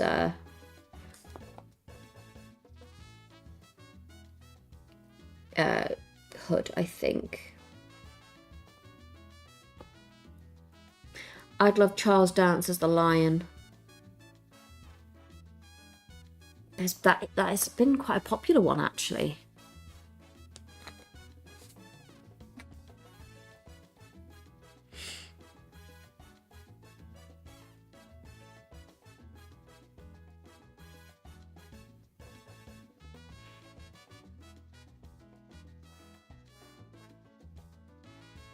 There's one other really popular fan cast for Avatar, for that actually, and for Lion. And that is Stephen Lang as the Lion. And the guy's 73, which is insane. But he 100% has the geriatric look and the physique fit to be Lion, in my opinion. Which, if you don't know who Stephen Lang is,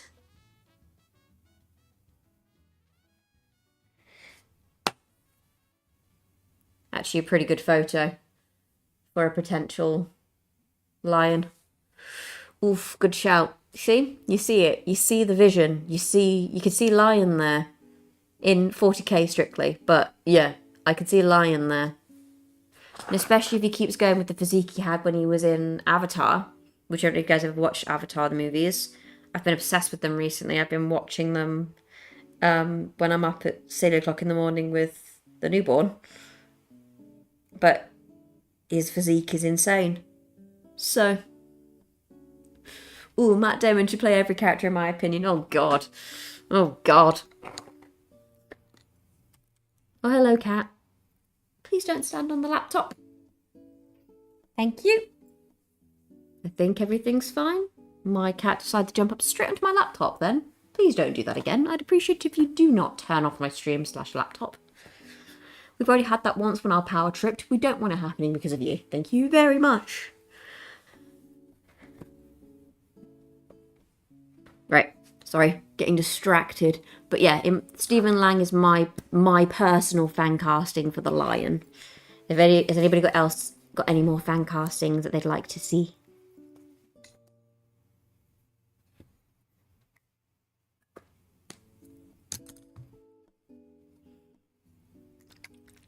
Streams in the ends due to Wild Kitty. It wouldn't surprise me though. It was going to happen on anybody's channel. It's going to happen on ours. Right, I'm just getting out some of the Carabag Crimson here. I'm going to apply this over the head quite heavily without diluting it fast, because obviously this is a severed head at the end of the day. So having a fair bit of blood on it isn't really that obscure. So I'm going to go quite heavy initially with this wash. I'm going to put it over the hair as well. And then I'm going to go in with some blood for the blood god later. And apply this just to kind of really make it look extra gory. And now using that same Carabag Crimson, I'm just going to add a couple drops of water to it. To really dilute the pigment down.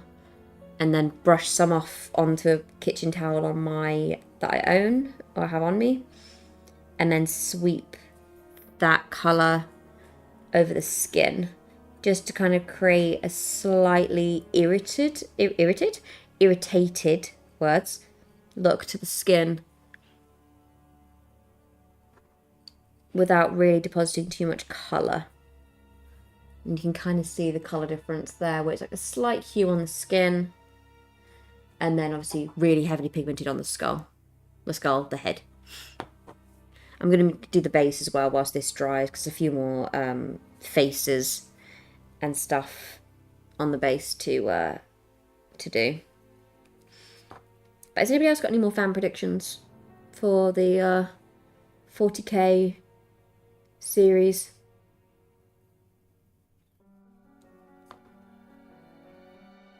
Or fan castings?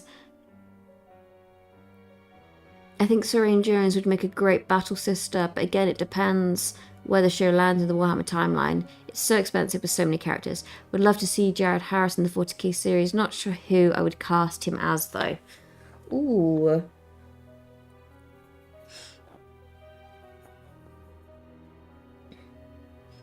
Because this is the thing, like, if the 40k one does well, they then have the ability to go further and do 30k and Age of Sigmar.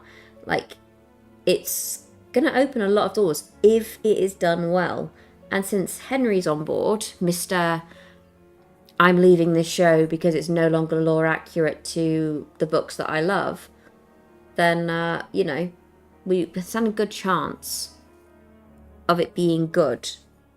And I'd rather they take their time with it and make sure it comes out fantastic and pleases as many people as possible. Obviously, it's not going to please everybody, because beggars can't be choosers, and, you know, some people are just it's not possible to please everybody. But if you can please the majority, then you stand a really, really good chance. Saw the photo of Little Man. I see he's already a fan of cats. He is.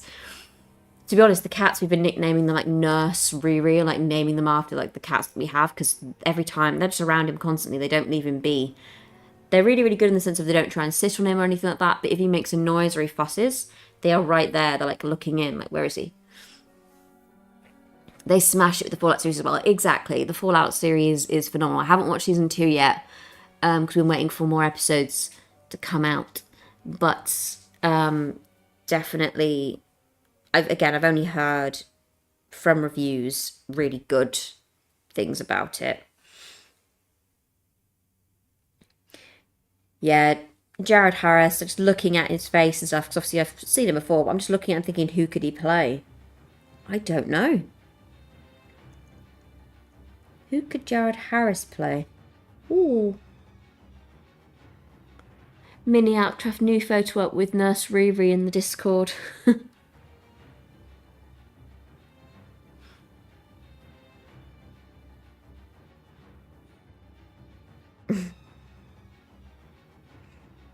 You can't moan you're on baby duty again when I have to stream, alright? It happens.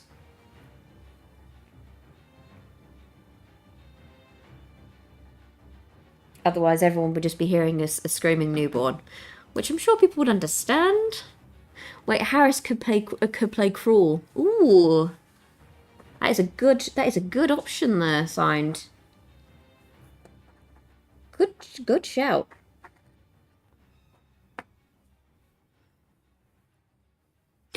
Jared Harris would be some Thai bureaucrat. He was amazing in season 1 of The Terror. To be honest, he's amazing in most things that he does. He's just one of those actors. Right, gonna go in with some more Agrax Earthshade, and I'm gonna go over the weapon now. And I'm gonna then also go in with some Skeleton Horde on the skull. But I'll obviously show the paints as I'm doing that.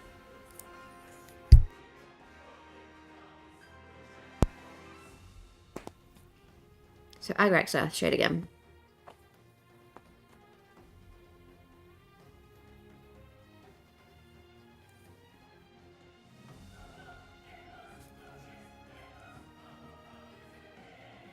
I love applying Agrax Earthshade over bronze colours. Any bronzy, brassy kind of tones. It just really makes the details stand out really, really well.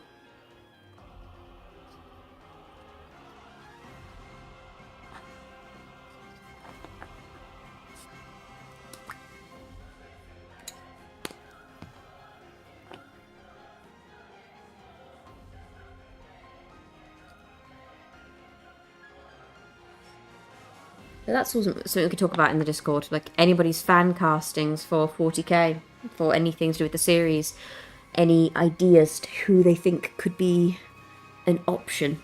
Because I think we could get some serious conversation going with that. I think a lot of people would have a lot of theories.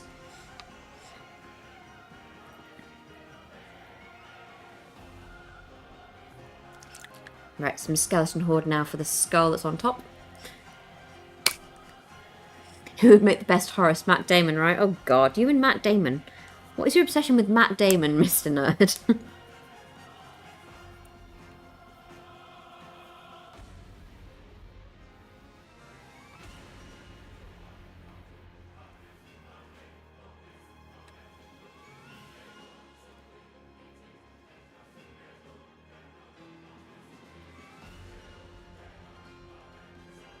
And that is why, you see the skull on top, that is why we do a base of Xandri Dust and then Skeleton Horde over the top. It just creates the perfect aged skull look. It just makes it look so much better. Big fan of that combo, have been since day one.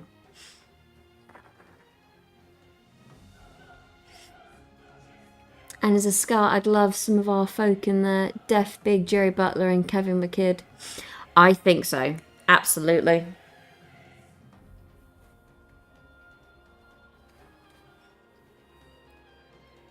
You know, you'd have to, like, as a Scot, you have to have some really big, you know, some good guys in there, some big ones. And I think it's a good opportunity for... The question is, like, how many people would be kind of... Obviously, I'm happy to have, like, a mixed cast of some, like, English and American actors, just they have to be good ones. They have to be good. But then again, like, I just don't think Henry Cavill would let anybody bad into it, you know? He'd have, like, he's going to be so protective of this. In addition to his, you know, his human child he's recently had, this is his other baby, you know? He just wanted to go home and kill the Emperor. It's the role he plays in most films. You're not wrong.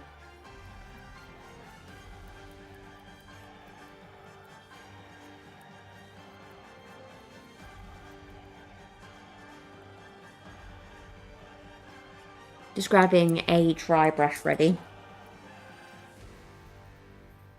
Because I'm going to dry brush over the hood now. I'm going to go in with Mornfang Brown. Air Mornfang Brown over the hood.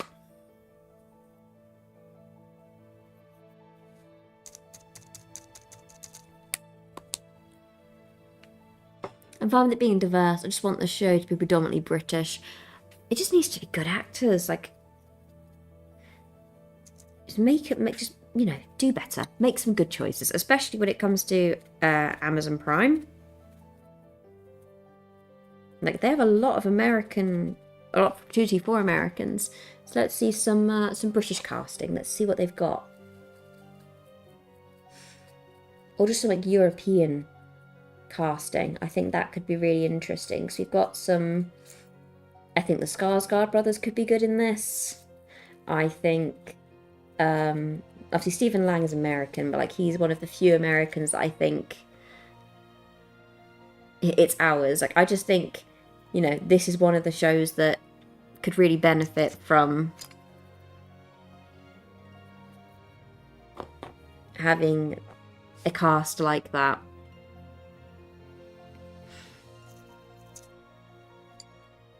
Just make some good choices for the love of it, of sanity. Please. We need some good actors. We need them.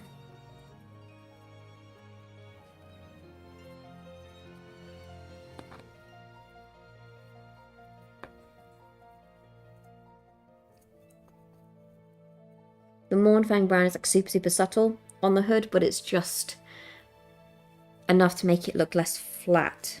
I actually just realised there was some hands in there, so I'm going to quickly go in and repaint over those with some skin tone so that they are correct.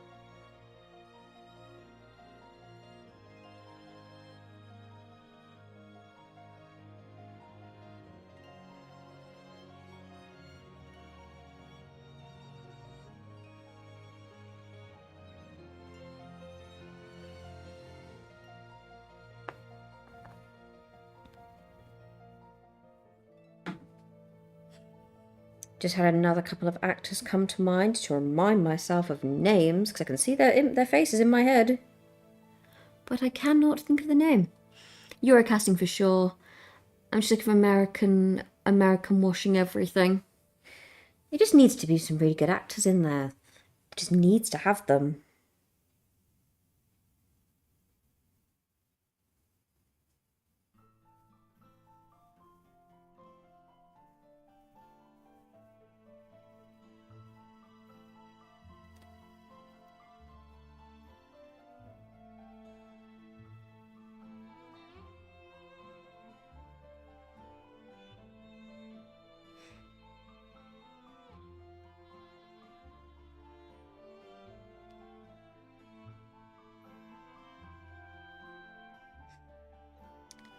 I think a good casting, I don't know if it would be for, you know, for a character. Maybe they should go for smaller actors, lesser known ones. I think so. Or some ones they wouldn't expect. One that I wouldn't mind seeing is Domhnall Gleeson. It's an Irish actor. You did, and he would be a great Sanguinius. So both himself and then Brendan Gleeson. Potentially a good fit for an Emperor, maybe? Maybe? I don't know. But he could be quite good. Like, or like a kind of character of that kind of nature. Maybe not the Emperor, but, you know, like someone, they're good actors. I want to see these kind of people in there. I think they'd be very, very good.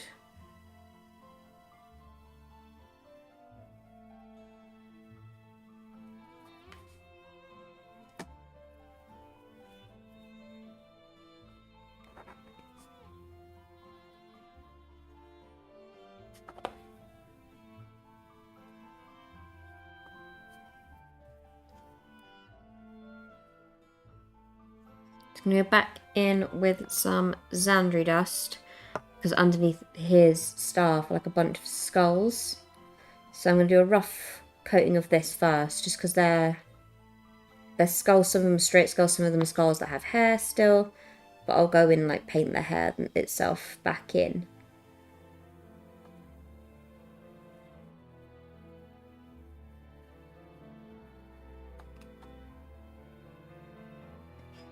Kevin McKidd as Captain Archon, that would be a good one.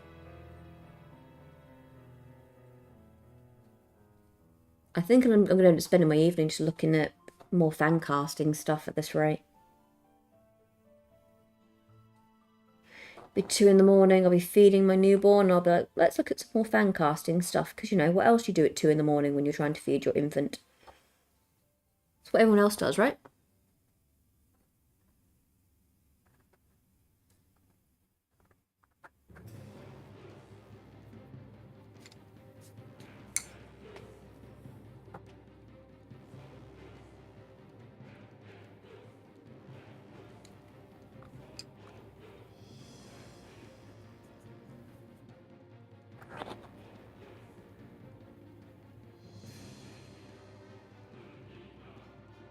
I think I'm going to get to the shading stage with this tonight. And then I'll call it there.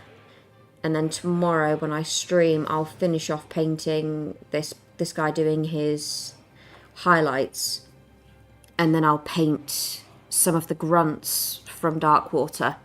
So it'll be like an entire bit dedicated just to Darkwater tomorrow. Because some of the grunts are a lot smaller.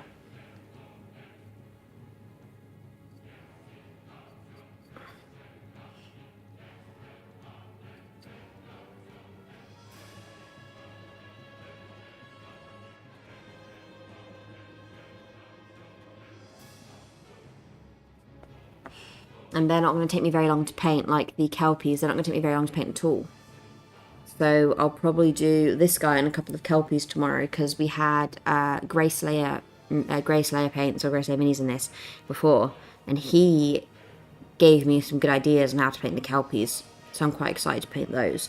So tomorrow I'll probably paint the Kelpies and finish this guy off with his highlights. Because between the two, that should make up a good 2 and a bit hours of stream.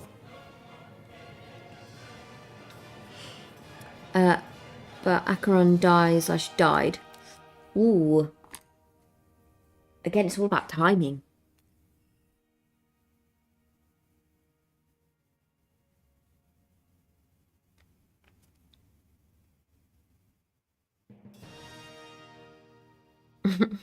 Just seeing your comments. No pictures of the wee one. And then Kitty helping.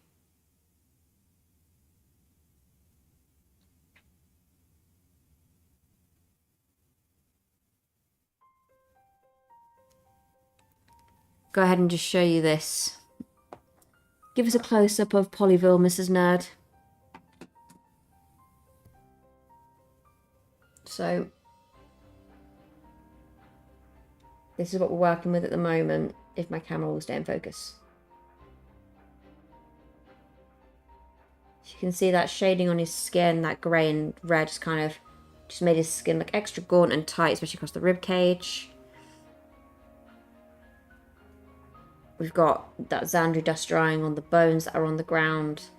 Quite a heavy dousing of Carabag Crimson on the severed head, but that will be also adding to that. We'll be adding some Blood for the Blood God, because, you know, he needs it just to really tie it together. I've done a rough dry brush of Mournfang Brown over the top of the hood, but I think I'm going to go in with something even lighter just to really bring out the details, because lots of like cracks and crevices in there that really could do with being shown a bit more. He looks rotten, absolutely. That's the look I'm going for.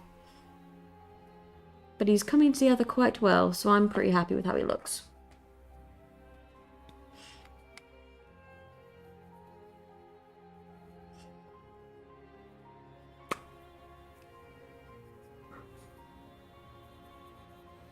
Been going for, he needs moisturiser, 100%. Needs moisturiser, needs to get out of the sun.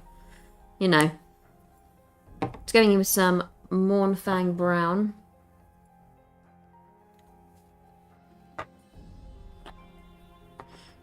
Just because he's got like a little pouch here. So I'm going to paint that with Mournfang, and then when I go in with my next colour, which will be a lot lighter, I'll use it to dry brush this as well.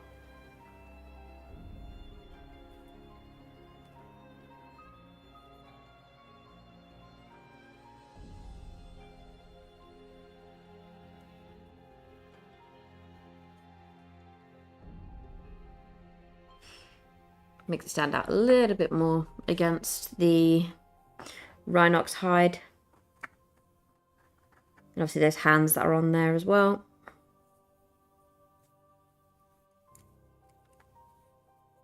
Again, because these are severed hands, I'm not going to be going too intense with detail because they're severed. He is so pale, reminds me of the Scottish people. Sorry, Arch. Reminds you of the Scottish people, reminds you of me. Because, you know, very, very white human being here. Right, it's gonna slap on some more Carabag Crimson onto the severed hands here, and then I will blot off excess. So don't worry about these looking too heavy right now. But I do want quite a heavy coverage of this at first. In fact, I might even do... In fact, I'm going to do a second coating onto his head, and then I'll blot off excess with kitchen roll.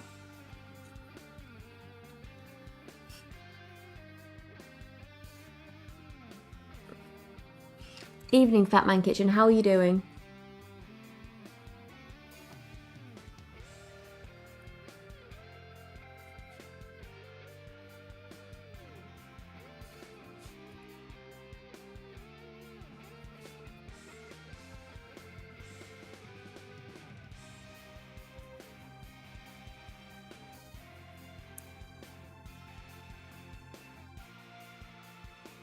There we go. So those severed hands that are on his back now have also been covered with a bit of Carabag Crimson.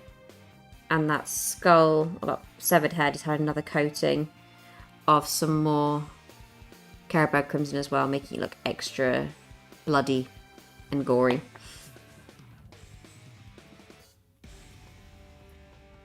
I'm going to go in with another coat of some Xandri dust just over these skulls, just to make sure they're fully covered and no black is visible through them. Hey Fat Man, your Nurgle looks amazing. It does.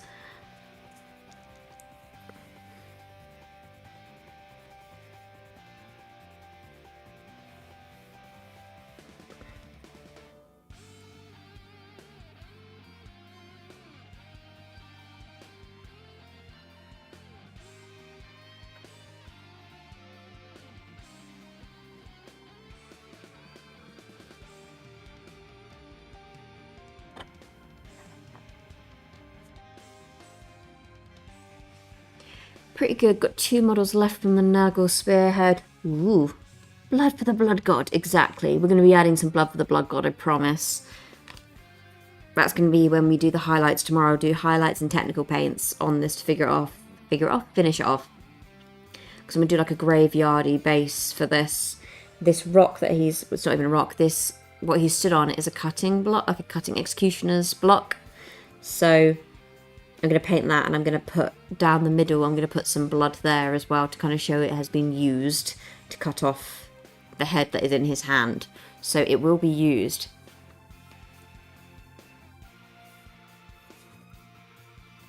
In fact, we'll paint that now. And I'm going to make it a wooden one, I think. A wooden cutter's block. So we'll go in with some more Mournfang brown for that.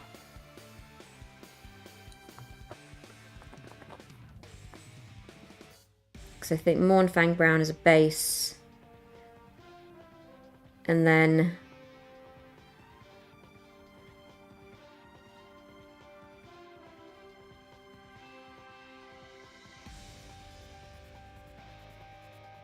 when I put Blood for the Blood God over it, it will look particularly epic.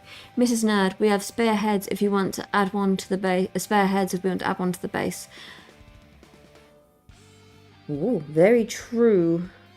Absolutely, I think that's a very good idea. We'll put one next to the block.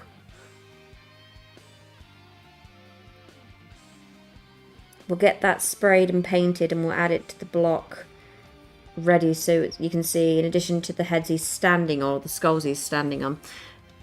Right team, I'm off to get a very late dinner. I hope to catch you tomorrow. Go easy on the nappies, mini Manius. I really hope he does too.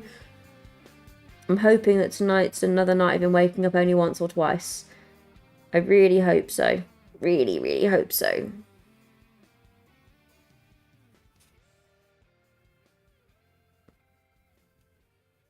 But we'll see.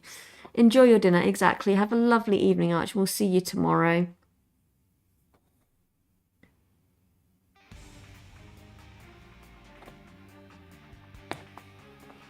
So there we go. That's the block all cut, painted. My goodness. Talk about heads.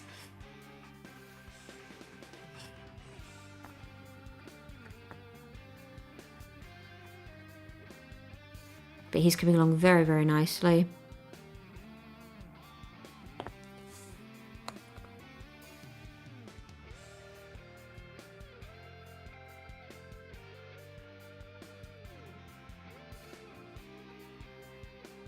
I haven't heard the baby cry for a minute, so I'm hoping he's asleep.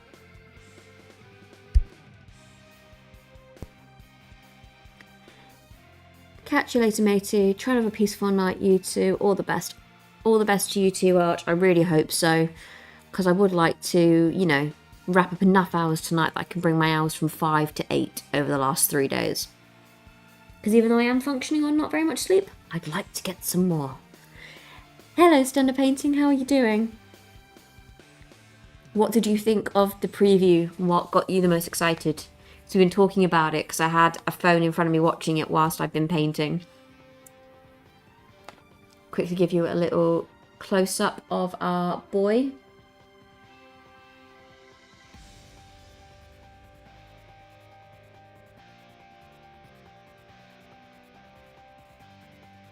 It's come together rather nicely. Just waiting for a couple of things to dry and then I'll go back in with some more paints.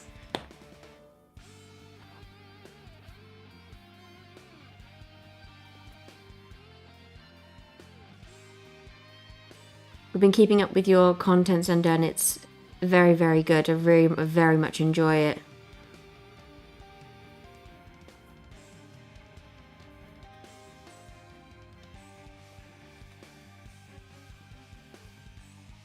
Right, I'm just picking a lighter brown to go over the outfit with because I'm going to dry brush that whilst we wait for those other bits to dry.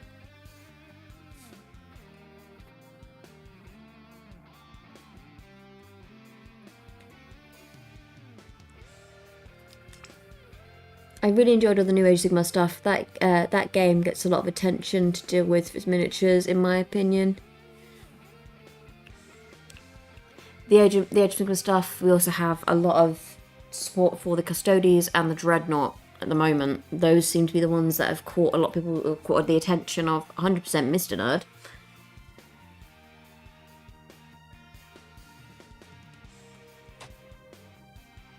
I think I'll go in with some Gortha Brown as the next dry brushing colour.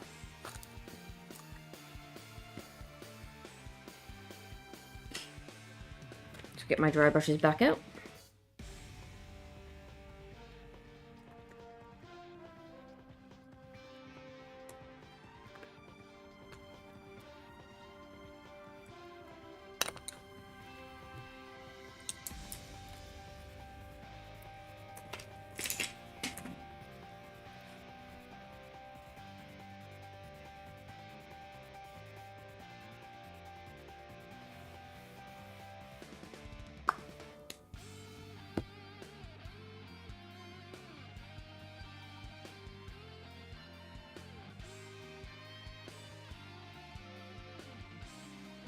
I think the next preview will Haze Lizardmen.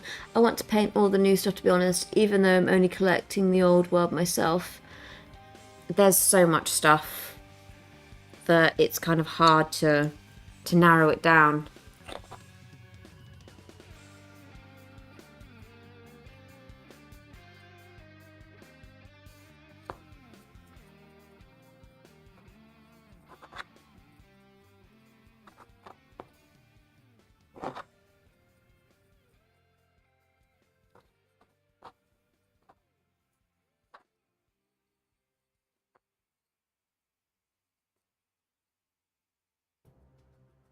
Yeah, I think that was a better option. I didn't catch the start of the stream. Was there any new old world stuff? Yeah, we only caught about at the point where they were talking about, just before the custodies, actually.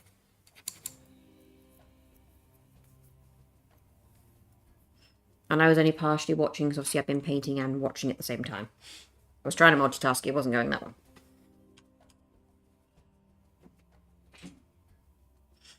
The Decapitator is fun to paint. Not long ago I painted up to small FVC armies and sold it afterwards.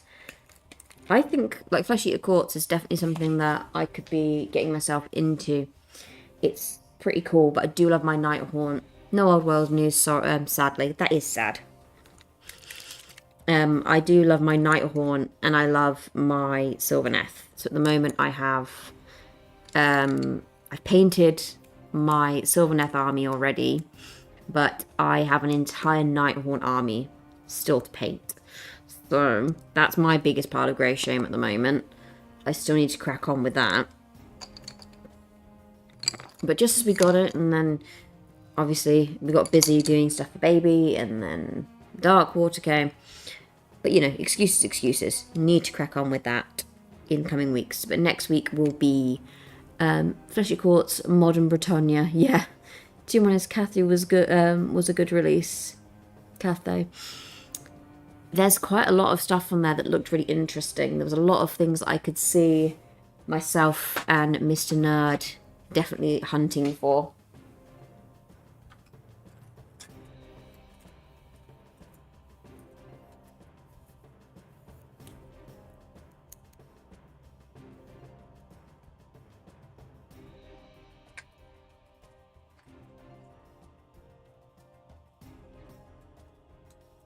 Sorry about any rustling, I'm just grabbing brushes. Cathay was a very pleasant surprise. Glad to see Games Workshop giving the old world some love. It's nice when kind of the things that we enjoy are actually being given the attention and time of day. Sometimes it's like, oh, okay, it's never going to happen. And then other times you're like, oh, finally. We also caught the hint of potentially them talking about the 40k stuff with Portal Rabo's return. We were debating that earlier and we think it's very likely. I'm going to go back in with some Agrax Earthshade now over the top of this. Just because it will kind of help emphasize those highlights a bit more. Though they should stand out against the Agrax a lot better now.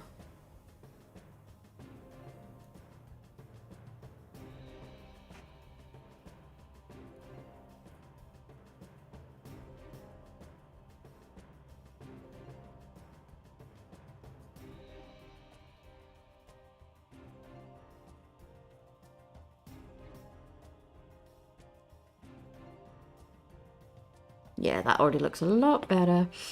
Going to Warhammer World, they seem to be putting more effort into the old world, the AOS.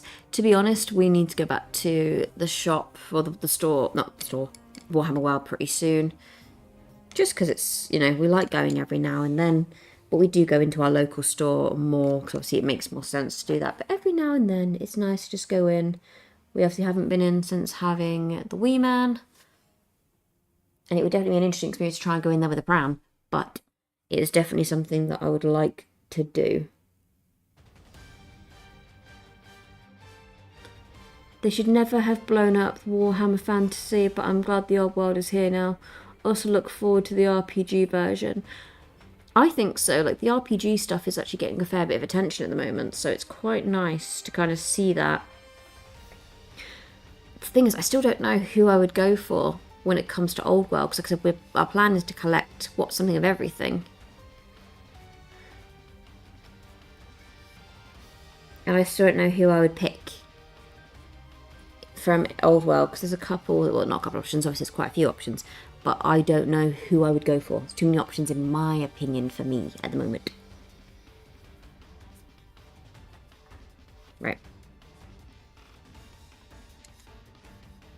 I'm just going to go in with a tiny bit of Rhinox hide and paint the hair on this skull down here.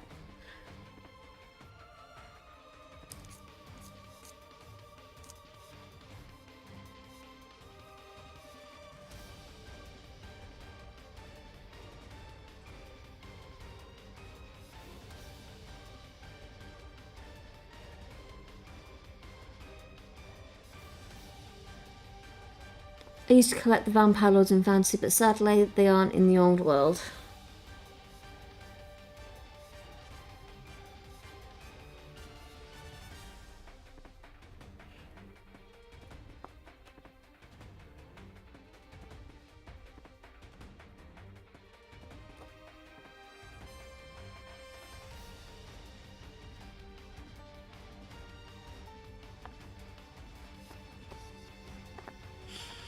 How do you usually choose an army? Looks, lore, playstyle, something else? I do a combination. So when I picked my Age of Sigmar stuff, I looked through obviously the different things like order, destruction, chaos, and I picked order, my first one, just because I wanted to be the quote-unquote good guy. And from there, I was then able to narrow it down based off the descriptions for each one. Obviously, I went off looks to begin with. Like, I found the top 4 or 5 that I really liked the look of the most, and then read upon their lore. And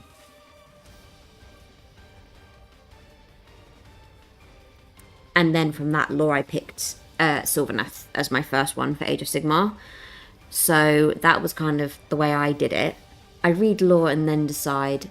Vampire Courts are my first army. My goodness, I can't speak today. Combination of lore and the Scots for me. I don't really play the war game side. Yeah, that's very true. Yeah, Boquette, no vampires, scale, etc. It's a crime. I go for lore normally.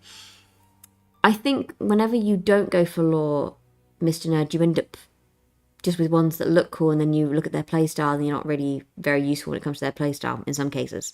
Or they're not in the playstyle you'd actually prefer. Unfortunately. That's happened a couple times to you. But, again, I went for Sylvaneth, which luckily have a pretty good playstyle. We've only played them so far in Warcry. I haven't played them in Age of Sigmar itself yet. But, so obviously I'm using the limited information I have based off of Warcry, but they play quite well in that. Looks and lore are the most important thing to me by far. I want to paint the miniatures for the faction and read as much as background as possible and enjoy it. Agreed. When it came to Sylvaneth, just because I love anything, because I grew up around Warhammer, and I remember when it was like the elves.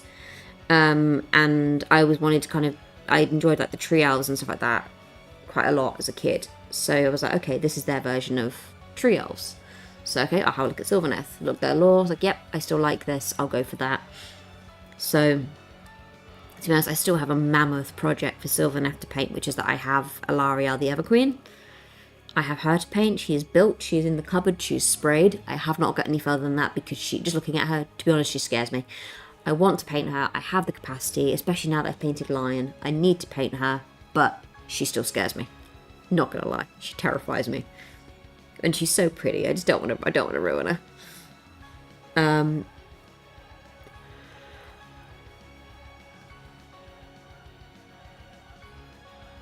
I'm definitely not a meta player when playing or building my armies. We're talking to a couple of people today, and we were talking about like play styles and picking who we picked for and why we picked them. And you know, like we're not the type of couple that is doing this specifically for tournament basis. You know, like we're not picking stuff to specifically play in to specifically play in tournaments. So therefore, when it comes to play styles and like their rules, it's not super important to us personally. Obviously, it's important enough that, you know, when we're playing against each other, we don't just lose every time. I played Bretonnia before, it was cool. But yeah, we just don't want to lose every single time. But we want to have a little bit of something there. So it's, you know, we've got something interesting. Like I said, I haven't done anything to do with Old World or anything like that play-wise, but definitely need to have a look. I think I'll start looking at their lore pretty soon, to be honest. Now that we've got... Because we're going to be looking at Kill Team a bit for this year, because we went into our store today and we learned how to play that, or we started learning how to play that. Going with Skeleton Horde now.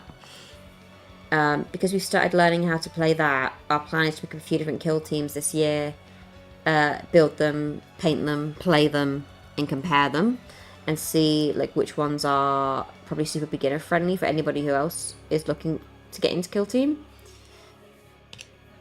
Because if you're anything like me, who's like, I don't necessarily learn well off of like reading instructions. Like I have to actively do something. So the best way for me to learn is to actively do something. So by playing Kill Team and comparing them, I'll actually be able to get a good bit of information to actually then potentially help other noobs. When did Bretonnia become cool? Haha, says Mr. Nerd. Shots fired from Mr. Nerd. But then we can actually start making a good comparison for anybody else who is new to the hobby and isn't really particularly interested in this, like they're interested in the kill team or the sci-fi side rather than the fantasy side. But yeah, like we were talking about like how everyone's preference is different. Like we started with Age of Sigmar, someone, because you know, someone has to start with the fantasy over the sci-fi. But, you know, that's where we started, and then from there, we've now gone into 40k. Also, if this video pleases the Imperium, confirm your loyalty with a like. That's a very good point, Rothmer Gaming, aka Mr. Nerd. We've already had an additional subscriber, at least one that I know of during the stream. So if you are there and you're watching, thank you so much. We really greatly appreciate your subscribing to the channel. Because like I said, the aim is for us to hit 1k subscribers by the end of the year. We have, you know, we've still got over 300 days, guys. Like if we can get this channel to 1k by the end of 2026, that would be awesome. We're already at 570 odd subscribers, which is wild. But we want to keep going. We want to see what else we can do in the next year. And we're hoping by amplifying the streams and, you know, dedicating the attention that we've got, that we can amplify that and continue to make progress in that way. I'm just gone ahead and painted the block with an extra layer of Mournfang, by the way. So I am waiting for that to dry before I can do anything on that. So I'm going to go with Skeleton Horde now on those skulls, because that brown hair is now dry enough that I can apply Skeleton Horde without risking smudging it everywhere.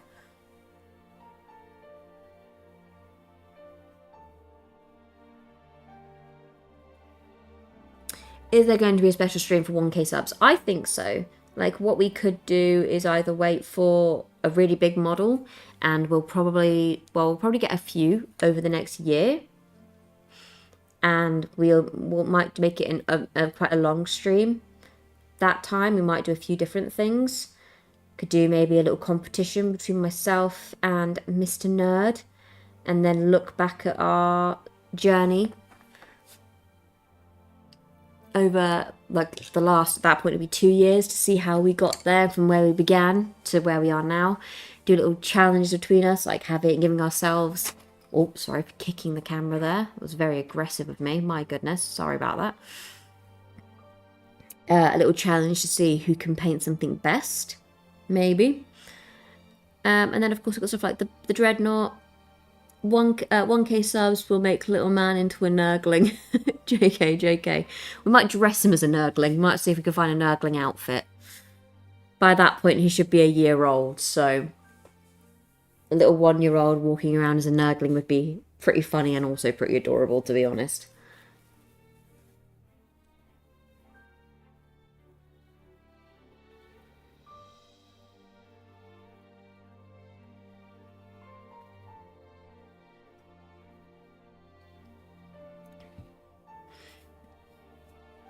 But yeah, we've got options. Plenty of them. I'm just going to go over his blade with some Nuln oil. And then I think what we'll do is we'll call it there for tonight. Just because, you know, it's about to hit 10 o'clock. I've still got to do a few things before going to bed tonight. And tomorrow when we come back, we'll go in and we'll do the highlighting and the technical paints and the extra skulls and the base.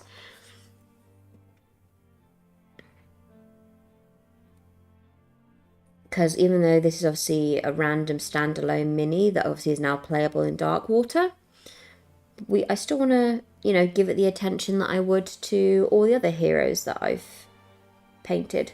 So I want him to look as good as the others.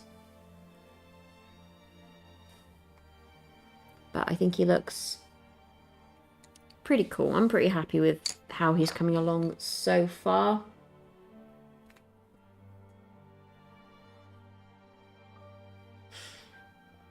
So this is where we're at tonight. So far we've shaded his body. We still need to highlight his body. He's got some ribs under there that I'm looking forward to highlighting. We need to highlight his hood, some of the skin. And then tomorrow we're going to be adding some actual gore. We're going to be adding some blood to the blood god onto the head, onto the chopping block. And a few extra heads dotted around on his base. So yeah, we've got a few options there. I consider making some sort of sketch if I ever reach 1k subs. I've thought about doing a roast of myself. I can make it funny. Looking good. Thank you so much. I'm pretty proud of how he's coming along so far. Pretty happy with that. Oh, why are you not in focus? But yeah, I think we'll leave it there for tonight, folks, and we'll pop back in tomorrow. Again, sorry for the slightly later stream today. We were out and about doing some stuff whilst little man was being cared for by his nanny.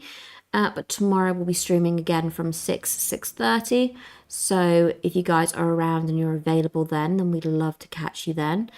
And tomorrow, once we finish doing his technical paints and his shading and his highlighting, we'll start painting some of the kelpies, so some of the goons from Darkwater.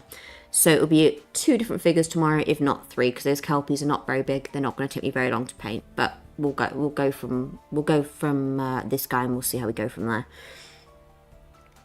But anyway, thank you so much everybody for joining today. So that's Bo, that's Art, that's Stender, obviously Mr. Nerd, signed. That is Fat Man Kitchen. Thank you so much for joining us. I really hope you're able to finish off your Nurgle. Love to see more of your painting in the Discord. But yeah, thank you everybody for joining us tonight. It's been greatly appreciated. And we will see you guys. I came in late, but it was cozy. Thanks for the stream. Thank you so much. Again, we will see you guys tomorrow. And it has been a pleasure as always. So yeah, we'll see you guys tomorrow night to finish off this guy, and we can talk more about about Darkwater then. So thank you so much everybody, and we'll see you tomorrow. Bye for now, guys.